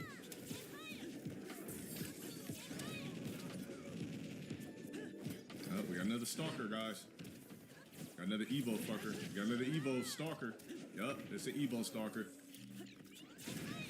You better keep hoping you can just do the same over and over again. Get the fuck out of here, nigga.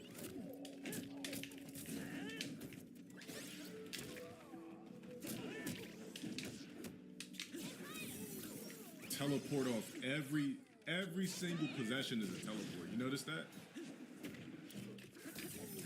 Nigga literally spam teleports on every possession. Sucking ass nigga. Teleports again. All this dude's doing is teleporting and grabbing. That's it. Do it, you idiot. Get the fuck out of here, nigga.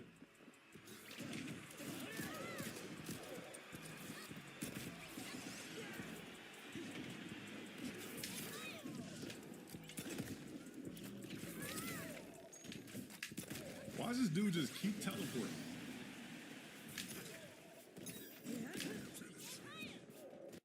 Nigga.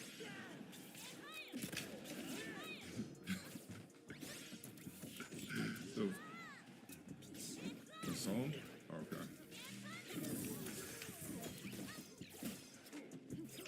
Get a sorry ass nigga. Teleport, dumb nigga. So all this dude just keep doing is teleporting. Oh my god, bro! Somebody just, man, can we get a soul swapper immediately? God damn, dude.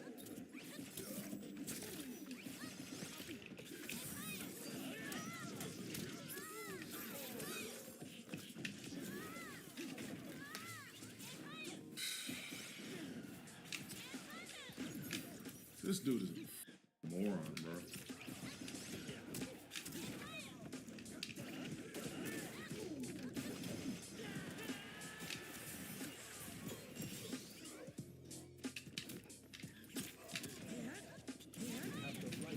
Idiot.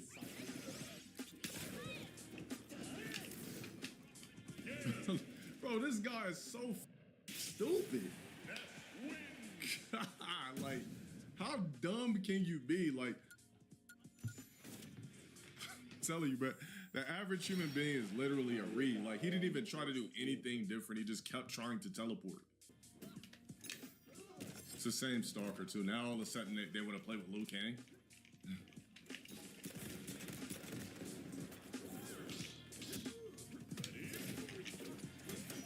You see how you could tell these niggas are trolls? Now all of a sudden niggas want to play Liu Kang. Get the f out of here, bro. Niggas can't be any more obvious. You know what? All right, nigga, you got it.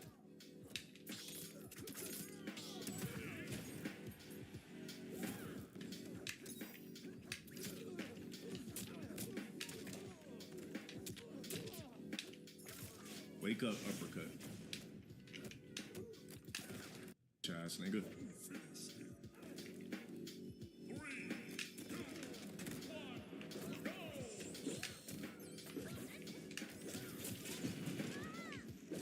Oh, you're not gonna beat me by doing this. Stupid. Nigga just freestyling random and does a fatal blow, bro. These are just obvious snipers, man. Shit's so annoying. These niggas follow me to every fighting game that I play.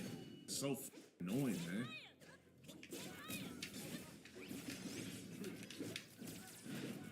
Doesn't matter. You're not gonna beat me by doing that. Don't even matter, bro. You're not even smart enough.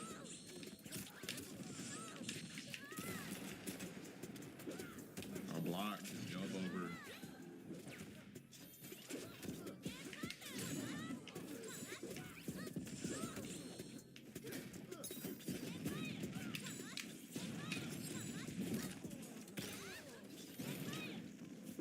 They stalking forward too, by the way.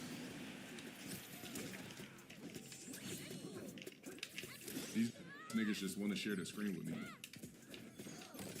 Win or lose, they just want to share the screen with me. Jump. Jump. Slow ass nigga. Wakes up with a throw. I mean, wakes up with a uppercut. Classic scrub MK shit. Nigga.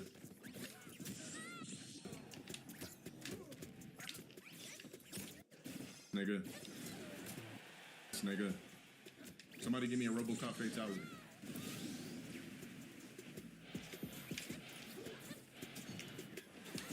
Lucky I couldn't remember it. Bitch ass nigga. How do you even do these ones? Do I got coins? I'm sure I do. Hold R2 and square. Too good to be true. We'll try it now. Like, are these, am I playing against humans or no? Like, what the fuck?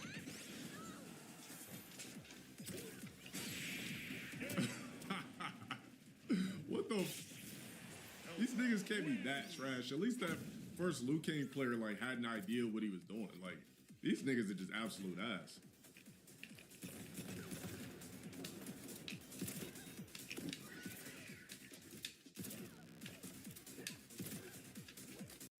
We're looking for adults 45 and under to be in our HPV vaccination ad. Sound like you? Not me.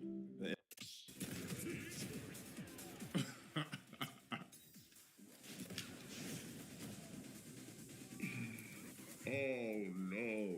No, I lost to the Liu Kang. So when am I 5-1? This is ranked. These are probably just stream snipers.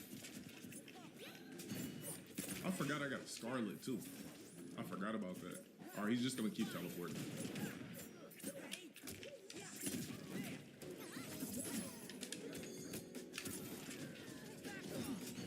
Yeah, I forgot I got a Frost, Scarlet. I forgot about that shit. Make it a little bit fun. This guy sucks. It's just gonna be some spamming ass Malaya. Sorry ass nigga. This nigga's horrible, bro. I hate playing fighters, bro. You niggas shouldn't even cut on the game. Like, these people literally are. Like, why are you on the game? The fuck out of here, man. You just wasting time. Jump.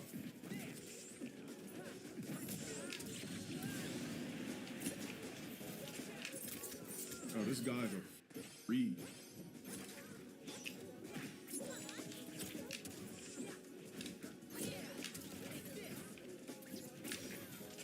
Teleport. Just teleport, bro.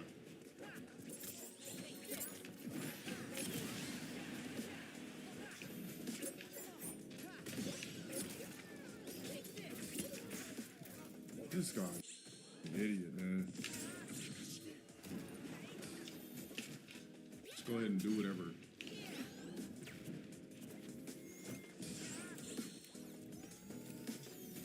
Oof.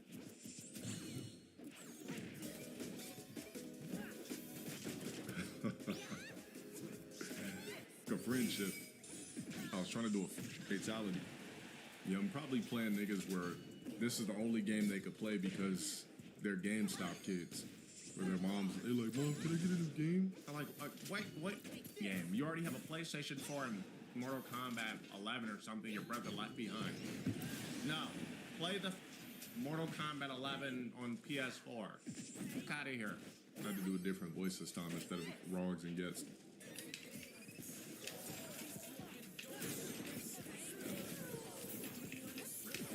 This nigga suck.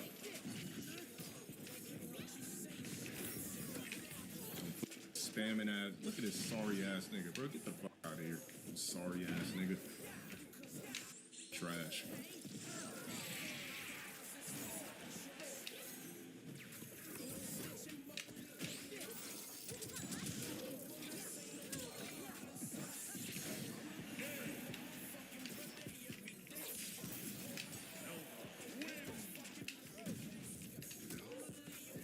This nigga suck.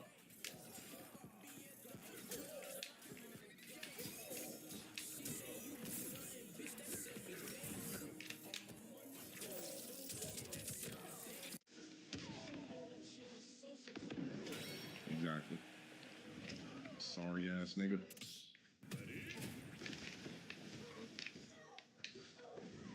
This nigga is horrible, bro.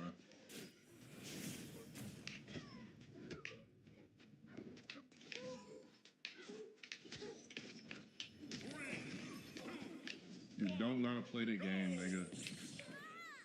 You don't know how to play the game, you sorry ass nigga. Why you keep teleporting? What kind of name is Breezo? Some black shit?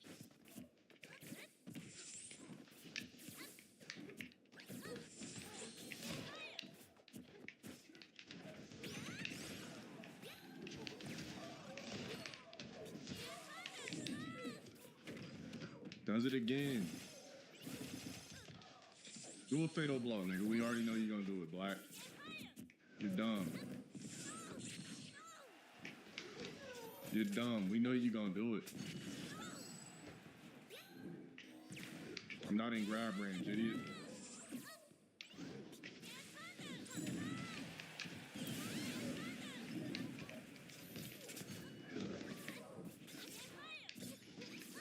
Bro, this, oh my, I'm gonna cut the game off, bro. I can't play against blatant stream snipers. I'm done, bro.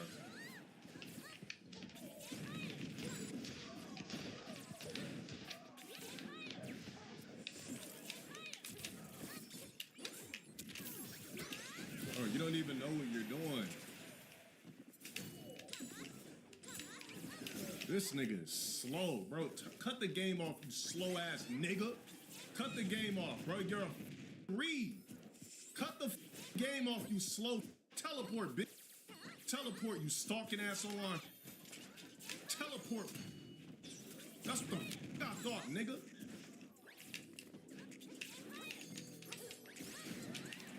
Look at gonna victory.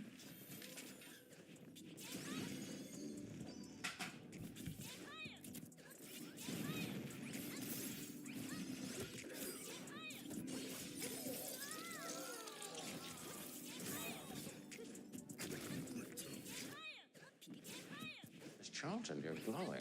Seems retail still suits you. Nigel, you're hanging in there by your fingernails. Do you remember when magazines were a thing? All right. Fucking sorry ass nigga. You was not gonna beat me. This more entertaining than 6. See what I'm talking when I'm moving my nuts? We call it ventriloquist rage. You said that I hit a blip? Fuck out of here, bro. I don't smoke. I look like the typical black that does paraphernalia for fake suppression. Oh, man, get the... All right, first nigga's a read. Yep, we know you watching the stream, bum-ass nigga. You don't got shit else to do on a Friday. We know you watching the stream, bum-ass nigga. Get out of here, bum-ass nigga.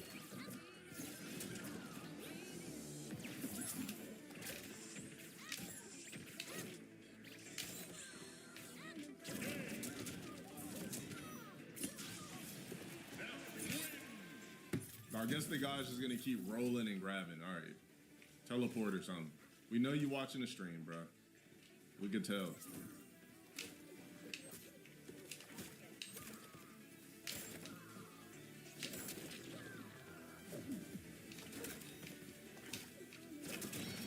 This nigga suck, bro.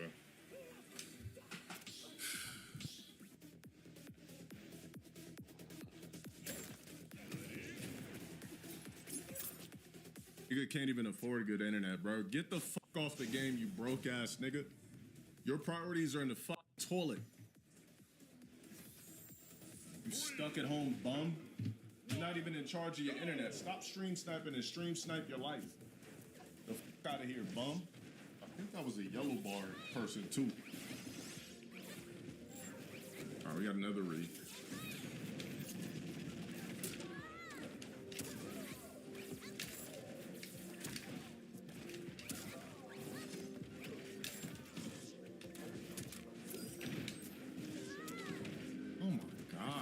Cut the game off, bro.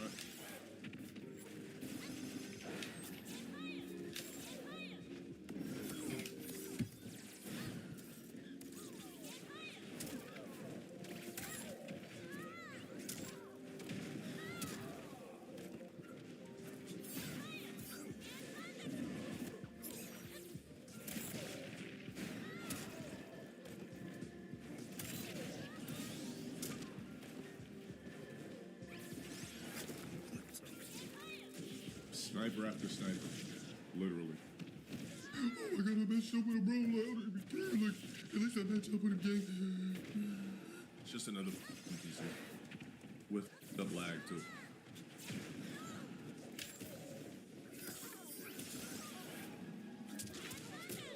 Can't even see anything coming. This nigga's so broke, I can't even see the connection.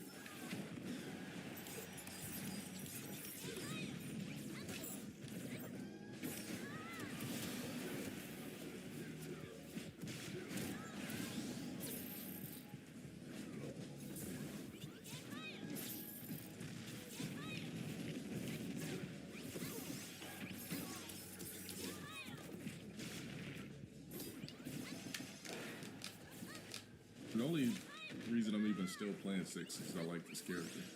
Because she sucks. I think it's probably a bunch of niggas just sitting in the queue.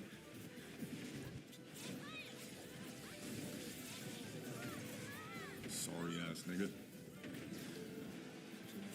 Stalker.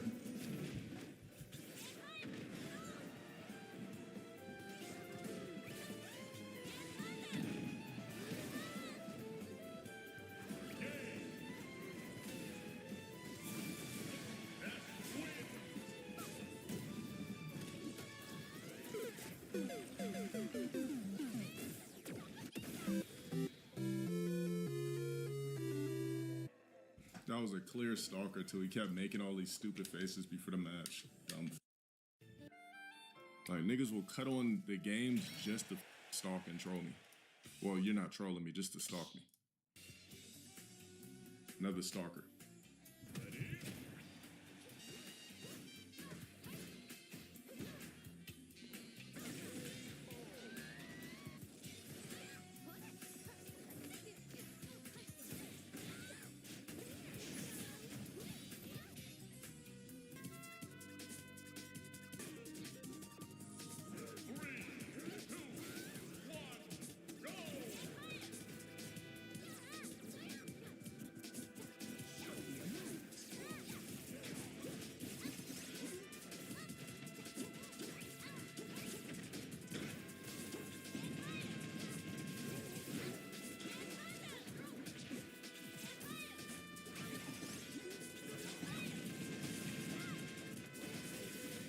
Someone else who sucks at the fucking game.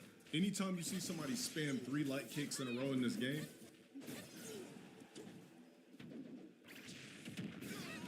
Set up auto ship deliveries in the PetSmart app. And for instant gratification, we also have Store, where in-store pickup always does the trick. This guy gets it. Shop online or in-store. PetSmart, anything for pets. Here at Libra Save-A-Lot, our produce department is filled with fresh fruit. They identified the 4 dudes, right? Why are they arrested? Remember, police tried to cover this up. The school tried to cover this up. Not only that, I have people in my comments. I have people in my DMs that I ain't had a fast, and I was assuming that it was a white person. Well, it's out now. So what you bitches gotta say now? See, I knew you bitches was lying the whole... Amos, 3 and 1.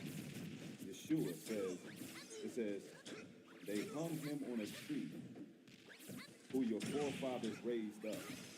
Yes, Amos 1 and 3 is in Acts 5 and 30. Yes, it's been going on since biblical days. It has been the Roman Empire form of intimidation. This was happening in biblical days. They were using the ropes. Like, we not out here going to the Boy Scouts learning how to tie ropes in order to go on a tree branch, ladies and gentlemen. Melanated men, black men don't do that. And so that I'm clear, all my Gentile brothers and sisters who are present in the live stream, y'all already know it's nothing but love for y'all. So if you're new to the platform, understand that we're just a truth maxing channel. You know, we're gonna speak the truth that you may not normally hear in Middle America. But you gotta understand that your silence can be complicity. So I advise you all to share this material as well. Draw awareness to your community. Because, listen, these lynchings back in the day, they were public spectacles. People came from far and wide. People gathered. People watched. Photographs were taken. Souvenirs were collected. The body of the victim became a warning, a message. That's racial terror. There were postcards. Listen, the same people who was going to Sunday service, they had America First back then. During the Reconstruction era, during Jim Crow, they had America First. And the same people that was going to Sunday service, the Christian nationalists, they were going out to picnics right afterwards. They were going out to picnics, aka pick a Negro. They were hanging them publicly. They were eating food while a young man or a child, a young boy or a young girl was swinging, gasping for air. They were sitting there eating, taking pictures with pure bliss and joy in their faces. If you've ever seen some of those photos, the look of absolute pleasure, joy was on their faces, while a black body is swinging, gasping for air. These people are demonic. So it can't be any complicity.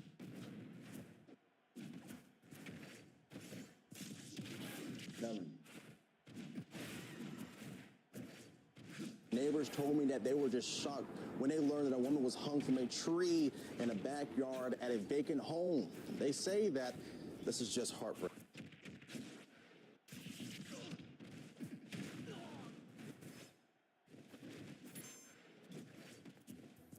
Get Drive My Way and get a personalized rate based on how you drive. American Family Insurance. We'll never win the battles ahead without them. We need as many. How to manifest from rock bottom. There's not a single individual on this planet that will never at some point in their life not encounter rock bottom. And some people don't make it out. And if you don't have the capability of knowing how to navigate rock bottom, how to transcend rock bottom, then you will be like the individuals who don't make it out. You see, like I said, the unfortunate thing about reality is no matter how high frequency you are, no matter how much you meditate, no matter how much you read, is that you can't transcend the universal laws and not experience a low at some point in your life. And some lows, believe me when I tell you, hit harder than others. So if you're an individual who's going through rock bottom, or an individual who is a human being, meaning you could encounter rock bottom at some moment in time, in this video I'm going to be showing you how to navigate that. It's of the highest of importance because, as I always like to say, when it comes to manifestation, most of the information that you see out here is on the offensive side of things. It's about knowing how to go and enter the frequency, embody the states of consciousness, enter the soul concept. But rarely do you ever hear anybody help you navigate on how to maintain your frequency and defend it. And if your frequency is at a low point, or if you're at rock bottom, this video is going to give you everything you need to get out. And I say this as an individual that's hired by 79-figure entrepreneurs, professional athletes, and Hollywood actors. So let's get you out of rock bottom. As you can see, you know, every nigga that's been at rock bottom, your eyes looks like this at some point. Just tiredness. Gooner eyes. Or the eyes of a gooner. Somebody whose brain is just fried. Nonetheless, let's get into it. Now, like I said, it's important that you learn how to navigate rock bottom. Because if you don't, it will keep you there. Because the thing about emotions in particular, emotions are addictive. And the other thing about emotions that you have to realize, by the way, make sure you take notes and leave them in the comments as usual. But the thing about emotions is that emotions are actual entities, because an emotion is energy emotion that emits a signature that we call a vibration. A vibration, when it compounds, becomes something that we call a frequency. Frequency can be, what's the word?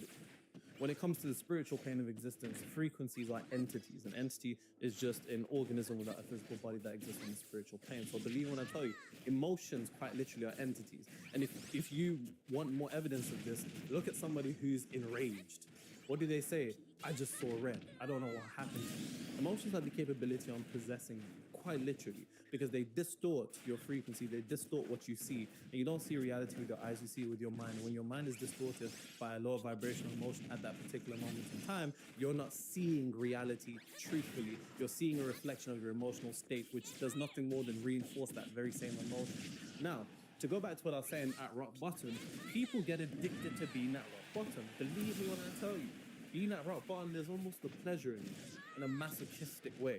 So it's important that you don't get addicted to being at rock bottom, because like I said, some people never make it out. And you know some niggas in your life right now who are at rock bottom and they've been there for a while. The beautiful thing about being at rock bottom is that the only way you come from there. So, let's get into it.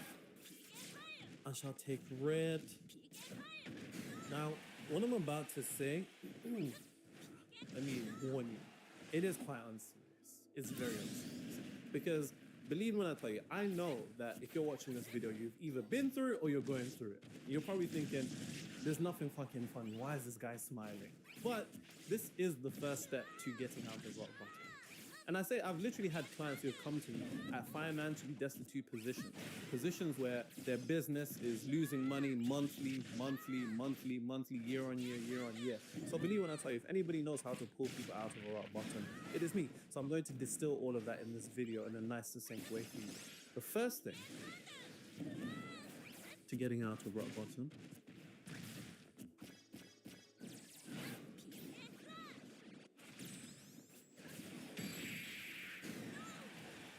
stop being serious. Now, you have to understand one thing in particular. When it comes to reality creation, you have to stay in a malleable state. Malleable just means moldable. Your mind has to stay malleable. You have to stay flexible. The unfortunate thing that happens is that seriousness is a disease of adulthood.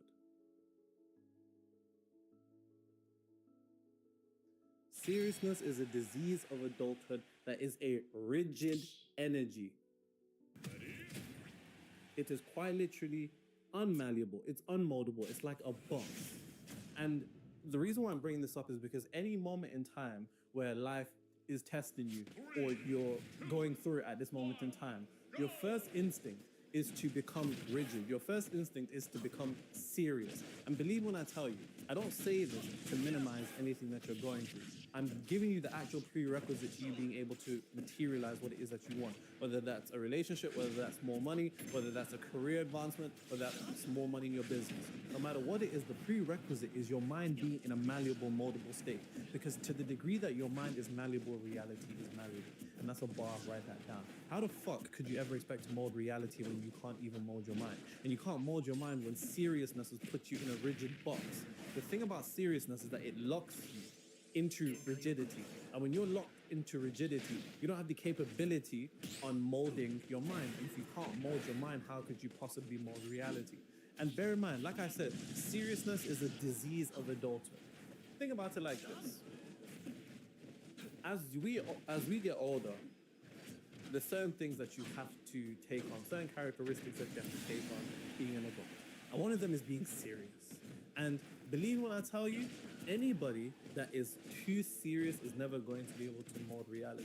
Even if you look at any of the spiritual masters, whether it's Christ, whether it's Krishna, whether it's Buddha, whether it's Yao of Indra, whether it's Jehuti, Thoth, Hermes, these individuals, if you actually read the things that they've said, and you hear the stories about them, these individuals are very playful.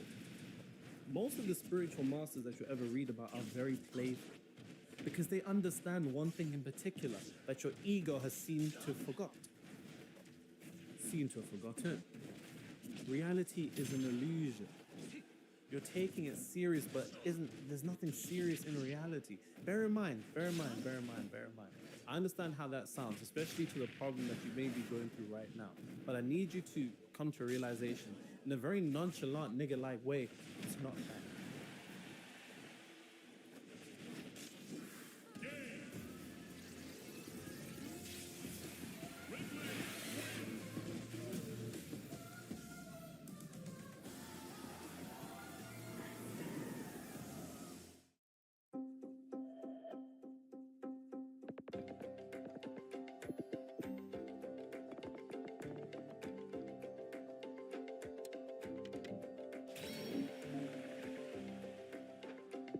me build a go-to-market deck for a new product line covering materials, financial projections, and marketing.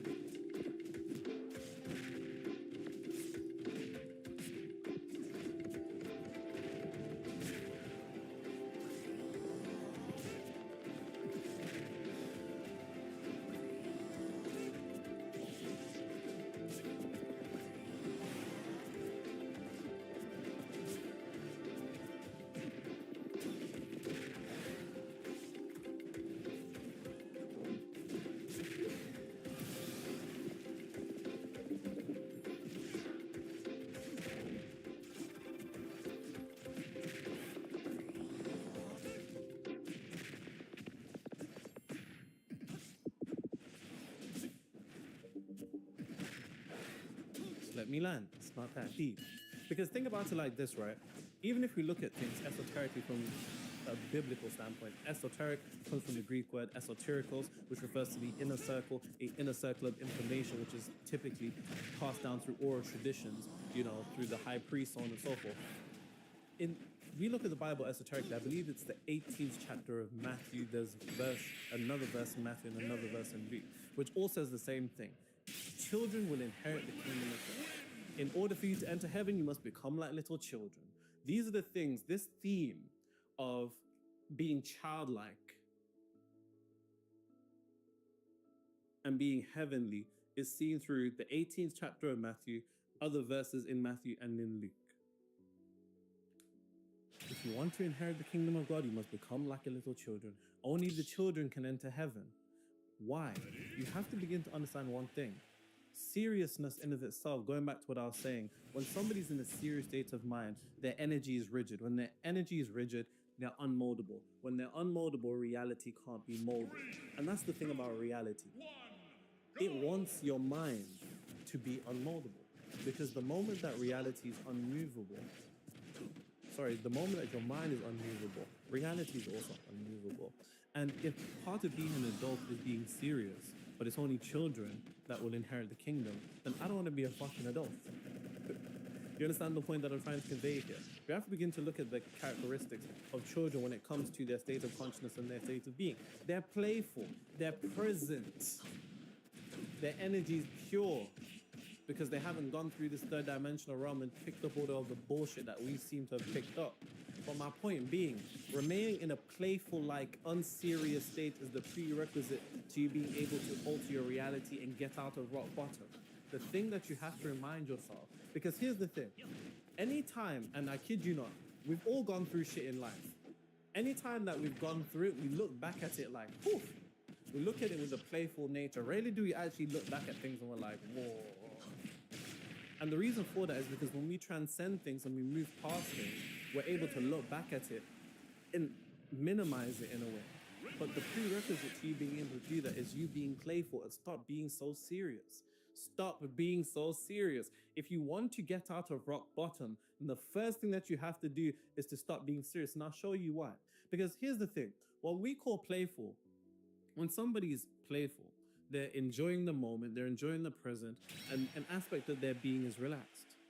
The thing about relaxation is that it stimulates the brain waves associated with 4 to 8 hertz known as theta. Theta and alpha. When you're in a state of relaxation, these are the brain waves that are present. When these brain waves are present, you're quite literally accessing your subconscious mind. But the thing about being serious, right? Because there's another scripture, I believe it's John 3:27. It says a man can receive nothing unless it's first given to him from heaven. Heaven being that state of consciousness. If children inherit the kingdom of God, the kingdom of heaven, if children are the individuals that make it to heaven and children are present and playful, then of course, in order for you to receive something from heaven, in order for you to make it out of your current reality and to transcend it and end up creating the reality that you do want to be in, the prerequisite to that, as crazy as it sounds, is being in a state of playful relaxation. This playful relaxation creates the brain waves associated with theta, which are 4 to 8 hertz, which gives you direct access to the subconscious mind. When you have direct access to the subconscious mind, you can put what you want into your subconscious mind. When you can put what you want into your subconscious mind, reality will put it outside. But the thing about serious is that when you're serious and you're locked in, when you're too serious, your brain is in the opposite state, beta waves. And beta waves only brings forth the conscious mind. And the conscious mind doesn't control reality. See, that's the trick. That's the trick of being, that's the first trick of being at rock bottom. Just relax. That's actually, as crazy as it sounds, that's the first thing that you have to do. The first thing that you have to do is relax, because this does two things. The first thing that it does is that more than likely associated with whatever it is that you seek to materialize into existence, whether that's relationship, more money, career advancement, more money in your business, you'd probably experience a degree of relaxation in your desired reality. So entering relaxation right now indicates to the universe that you're in your desired reality already. So that crosses that off. And then the second thing that it does is that relaxation produces theta and alpha waves, which are associated with the subconscious mind being open. And when your subconscious mind's open, you can put what you want into your subconscious mind and then end up transcending your present circumstances, conditions, and events from your subconscious mind, from the aspect of you that is the infinite. See, when we're at rock bottom, we're alone and we feel isolated. And the reason you feel fucking isolated and alone when you're at rock bottom is because you quite literally are isolating yourself from the infinite intelligence that exists within you, predicated upon your subconscious mind being closed, because the brain waves that you're currently producing predicates upon your seriousness are beta waves, which only brings forth the conscious mind. The conscious mind isn't where the infinite is. As it says in Corinthians, you are the dwelling place of the temple of God. You are the dwelling place for the Spirit of God. But in theta, in relaxation, in a playful-like nature, the subconscious mind opens up. When the subconscious mind opens up, you quite literally mold your existence right in front of you. The worst thing you could ever do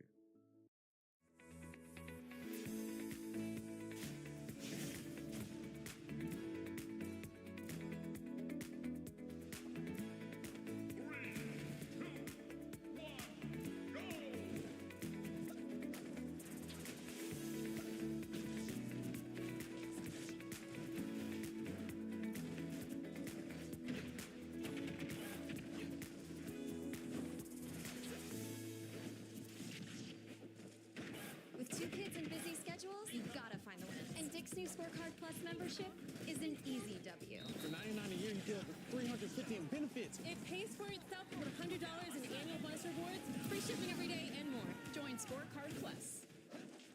being in rock bottom is being serious. But that's what it wants you to be in it. That's where it wants you to be. It wants you to be in a state of being so serious that your mind stays so rigid that you never have the capability of molding your mind. And because you can't mold your mind, you can't mold your reality, and so you stay at rock bottom. Right? Believe when I tell you, you've been serious long enough. You've been serious long enough now. That's okay. Now it's about time to enter a playful like nature. Like I said, this video is for people either that are currently at rock bottom or anybody that's ever going to go through fucking rock bottom in our lives, which is everybody. So really and truly, everybody should be locked in. There shouldn't be a single nigga thinking this has nothing to do with me. But believe me when I tell you, the highs and lows of the universe, they come hard. Pause. Now, like I said, once again, just to succinctly state it again, stop being serious. Seriousness is a disease of adulthood.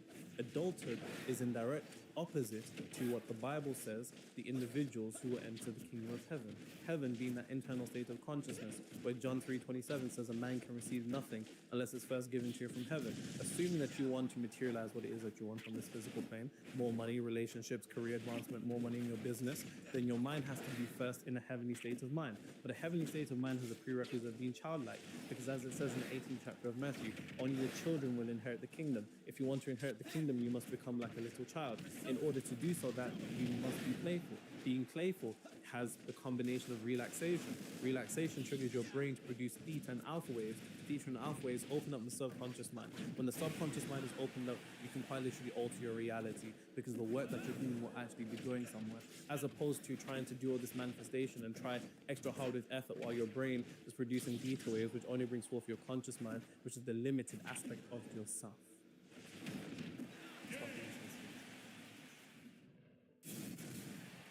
The funny thing is, in order to properly like get into the vibes of this video, me and AJ were listening to nothing but sad songs before we started recording, so I could really get into it. Grenade by Bruno Mars. Grenade by When I Was Your Man. Bruno Mars. Bruno Mars. Katy Perry, The One That Got Away. Ooh, banger. No One, Alicia Keys. No One by Alicia Keys. Oh, wow. Keep Bleeding by Leona Lewis. Wowzers. I still think, out of, what do you guys think is the actual saddest song that's ever created? Put that in the comments. But I genuinely think the saddest song is still When I Was Your Man. Yeah, that song. I'm telling you, it's the piano, bro. I should have bought you flowers. Hell yeah. The song is pure regret. Should have given you all my hours when I had that chance. Take it to every party, 'cause all you wanna do is dance. AJ, now his girl is dancing. Dancing with another man, dancing with another man. Or even Grenade, to be fair. Nah, Grenade is a banger.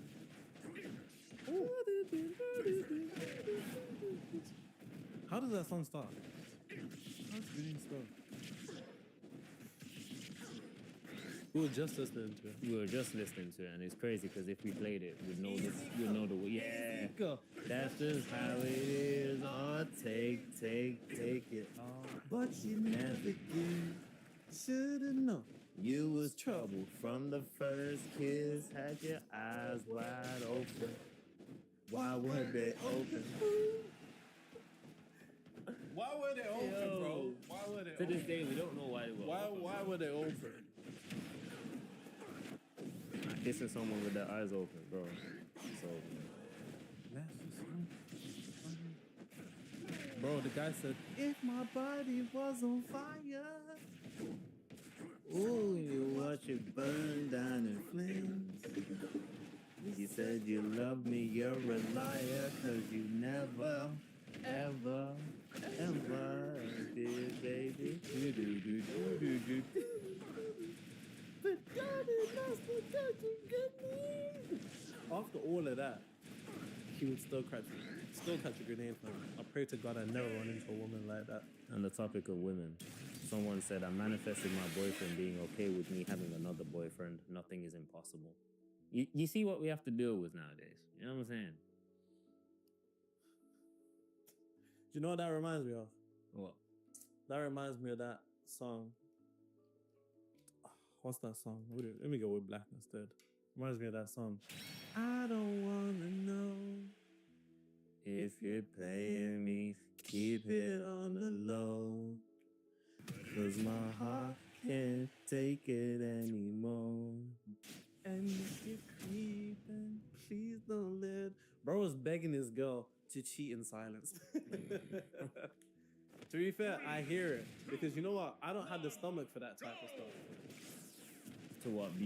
To know about it? I don't have the stomach for that type of stuff, bro. I'll be honest. I feel like if I ever found out I was cheat, I feel like I'd never be the same. I feel like I'll just go I'll be malnourished, I swear. Malnourished. I've seen mom's life, I've seen brothers, friends of mine. It's happened to them, they've lost weight. Mom's life. You're laughing. It's not a joke, bro. It's not a joke. I said they've lost weight. Bro, it's not a joke, bro.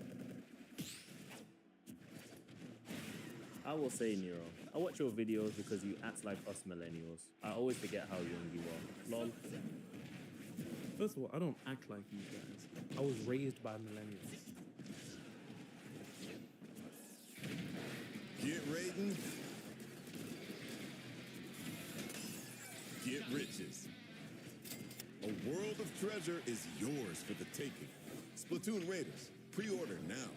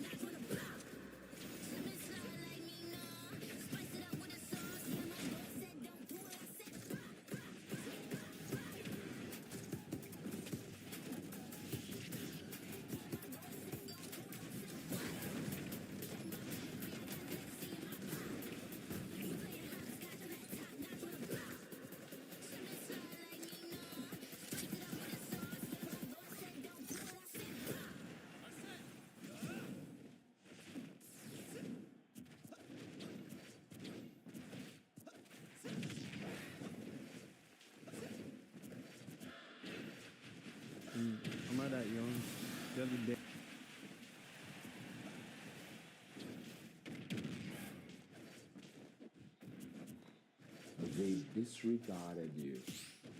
Now they regret. Something changed. Something happened.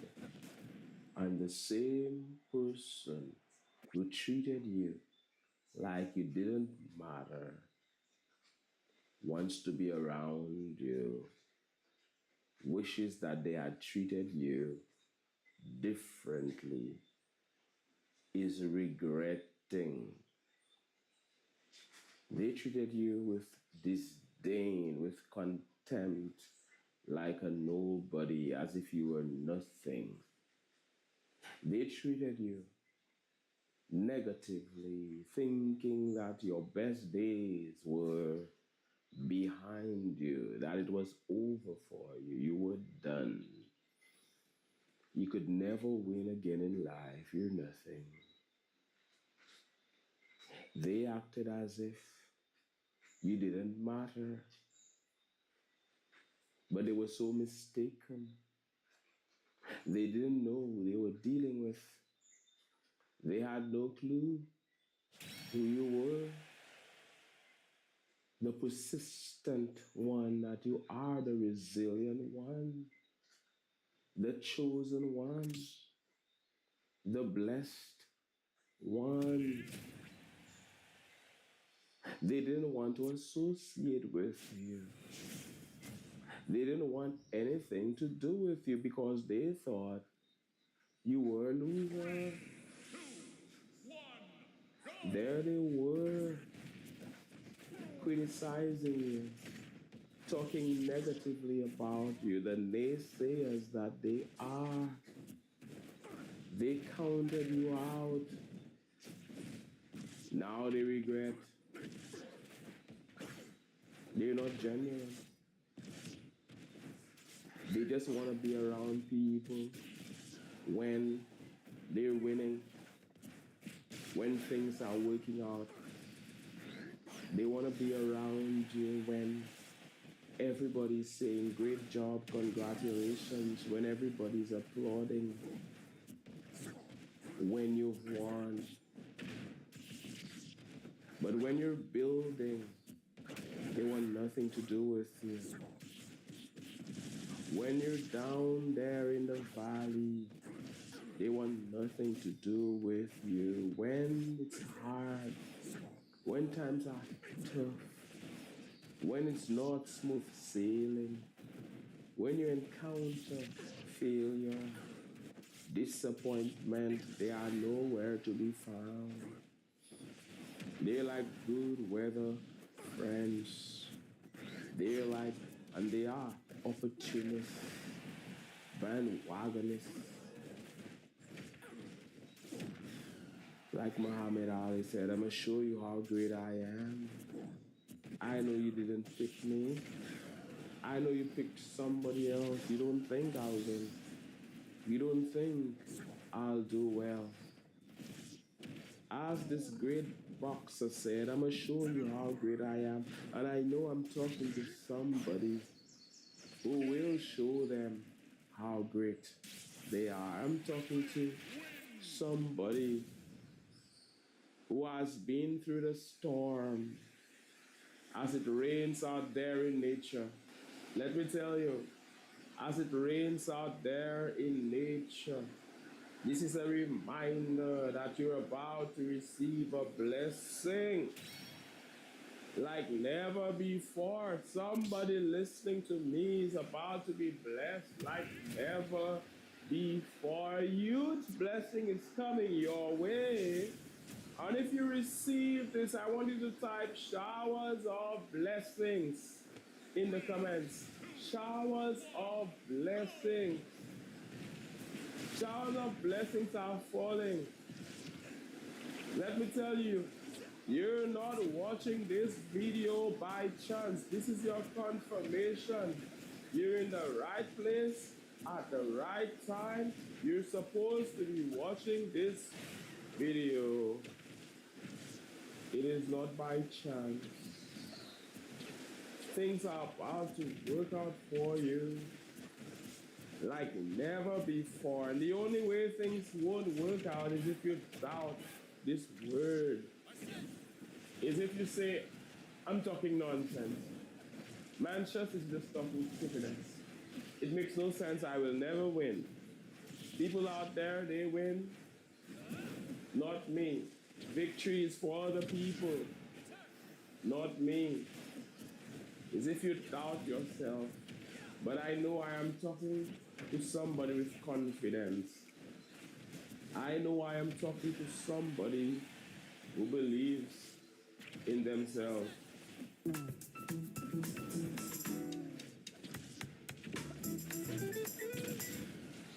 And if you believe in yourself, click that like button. Smash that like button.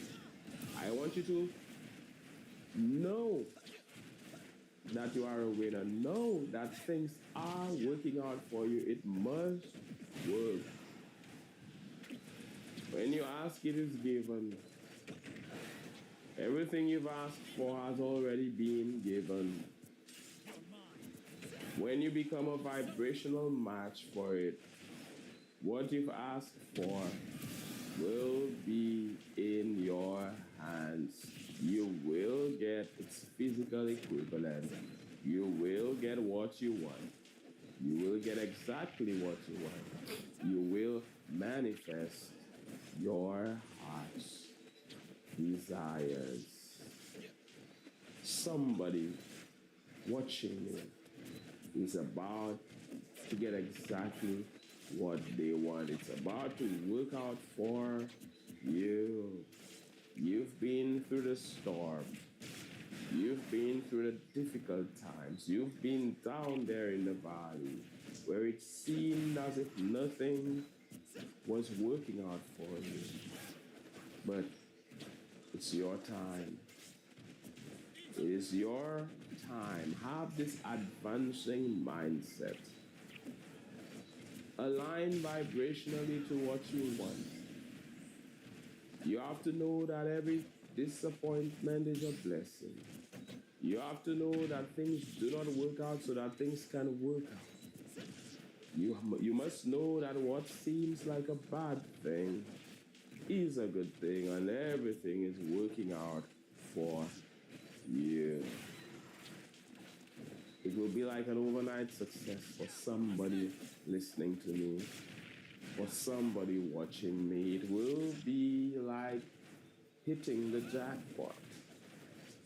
It will be like winning the lottery. Let me tell you, things can just change for you all of a sudden. Let me tell you something, advancing one. What would have taken you a year can happen for you in weeks. What could have taken you a long time could happen for you in a very short time. It is not about the amount of time. It is all about your alignment. Sometimes we think it must take a long time. Sometimes we think, okay, it must happen slowly, but it can happen for you very quickly if you know it to be true. And it doesn't matter what they were thinking. It doesn't matter what they think. Somebody listening is about to reintroduce themselves. You're about to reintroduce yourself to people. They saw you as one thing, but they're about to find out who you really are. They thought they had you figured out, but they're about to realize that they had no clue about you, that they didn't know who they were dealing with. They judged you by your worst situation. They amplified your failures. They amplified your losses. They forgot about your past victories. They dismissed you. They counted you out. But the same person who won before, you, that person who won before, you're about to win again. And you will win again like never before. What you did before pales in comparison to what is coming. They want you to think that your best days are behind you. They want you to think that it's over for you. But they have no clue. Your best days are ahead of you. Your past victories can't compare to what's coming. I know it to be true. I want you to receive this word. And if you receive this powerful message, type in the comments, I receive it. I said, type in the comments, I receive it. There shall be no doubt. If you doubt yourself, it cannot work for you. That is how things won't work out. It won't work out for you if you doubt yourself. If you don't see yourself as having this thing, but you must see yourself way up there. You must see yourself on top. Whatever field you're in, you must see yourself at the top if that is what you want. Don't settle for less when you can do more. You see, very often receiving a lot, and that is how it works, comes from giving a lot. Giving is receiving. Giving and receiving are two sides of the same coin. Some people, they only want to receive, but they don't want to give anything. It doesn't work that way. Giving and receiving are two wings of the same bird.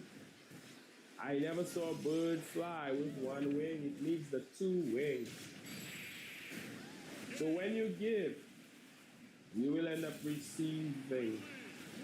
Furthermore, when you align, when you vibrationally align to what you want, you will receive it. Nobody gets to choose for you. Nobody gets to vibrate for you. So there they were, treating you as if you do not matter. There they were disregarding you. I said they disregarded you. Now they regret. Something changed. Something happened. Something turned around for you. Things started working out for you like never before. You're way on top. You're the one who's in charge. You're the boss of this. They need you now. They want to associate with you now. The same person who disregarded you. The same person who didn't choose you. The same person who acted as if you didn't matter. The same person who acted as if you were a nobody. There they are, a hypocrite.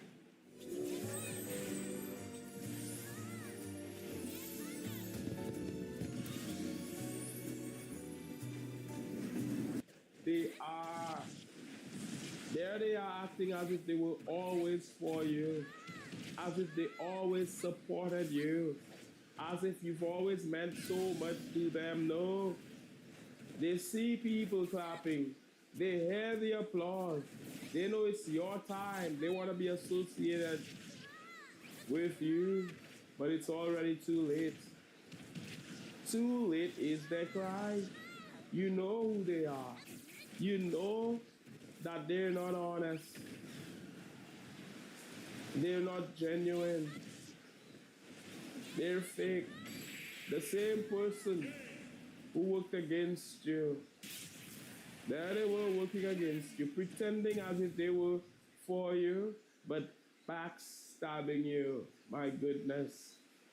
Backstabbing you. You're nothing.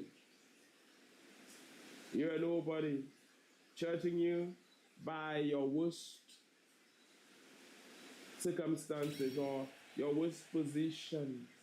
Not realizing that your failures were merely stepping stones on the path of success. Not realizing that all of this was preparing you for the greatness that was to come. You were learning what doesn't work. And there are some people who worked together with gatekeepers to block you. There are those people who closed doors, who got people to close doors on you. But they don't understand who God has blessed, no one can curse. What is yours is yours. What they meant for evil, God meant for good. If they only knew, I already know what's coming. I already know that a great win is about to happen for somebody watching me, somebody listening to me on this advancing channel. And oh, what a day it will be. Oh, what a day of triumph. You will be able to tell that story. It will be a story of triumph. The table will have turned for you. You will be winning big. You will drive them crazy. You will drive them mad. A lot of people, they will be so disappointed. They will hate the fact that you're winning. But when it's your time, it's your time. When God says yes, nobody can say no. I said they're gonna regret.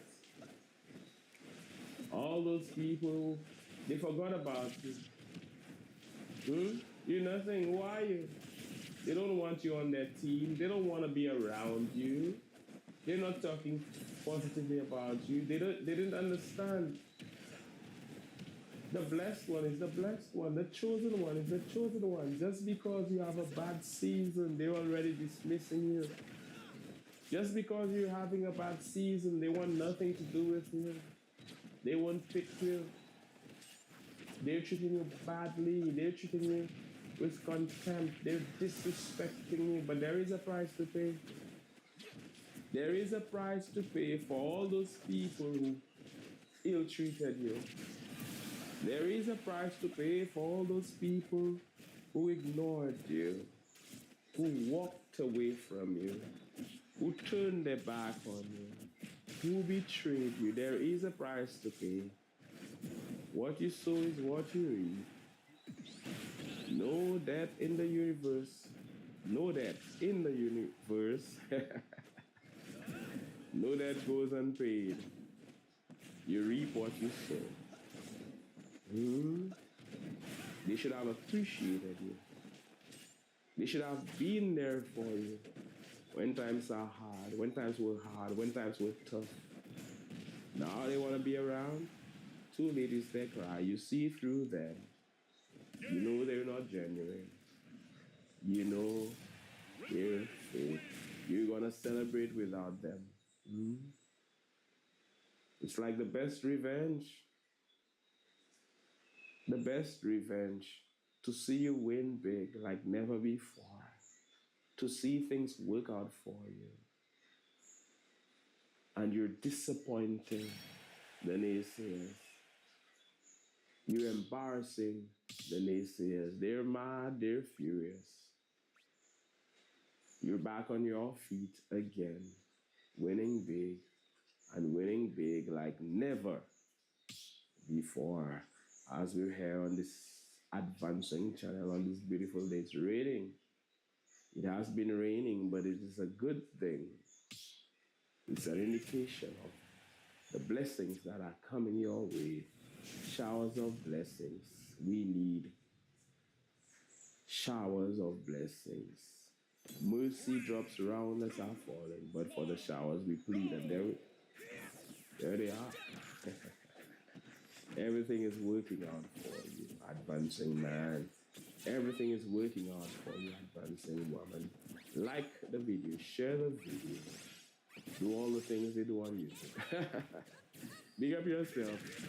Big up every channel member, advancing luminary, visionary, and expert. My name is Manchus. This is the advancing channel, as you already know, and I'm saying one love. God bless, and all the best.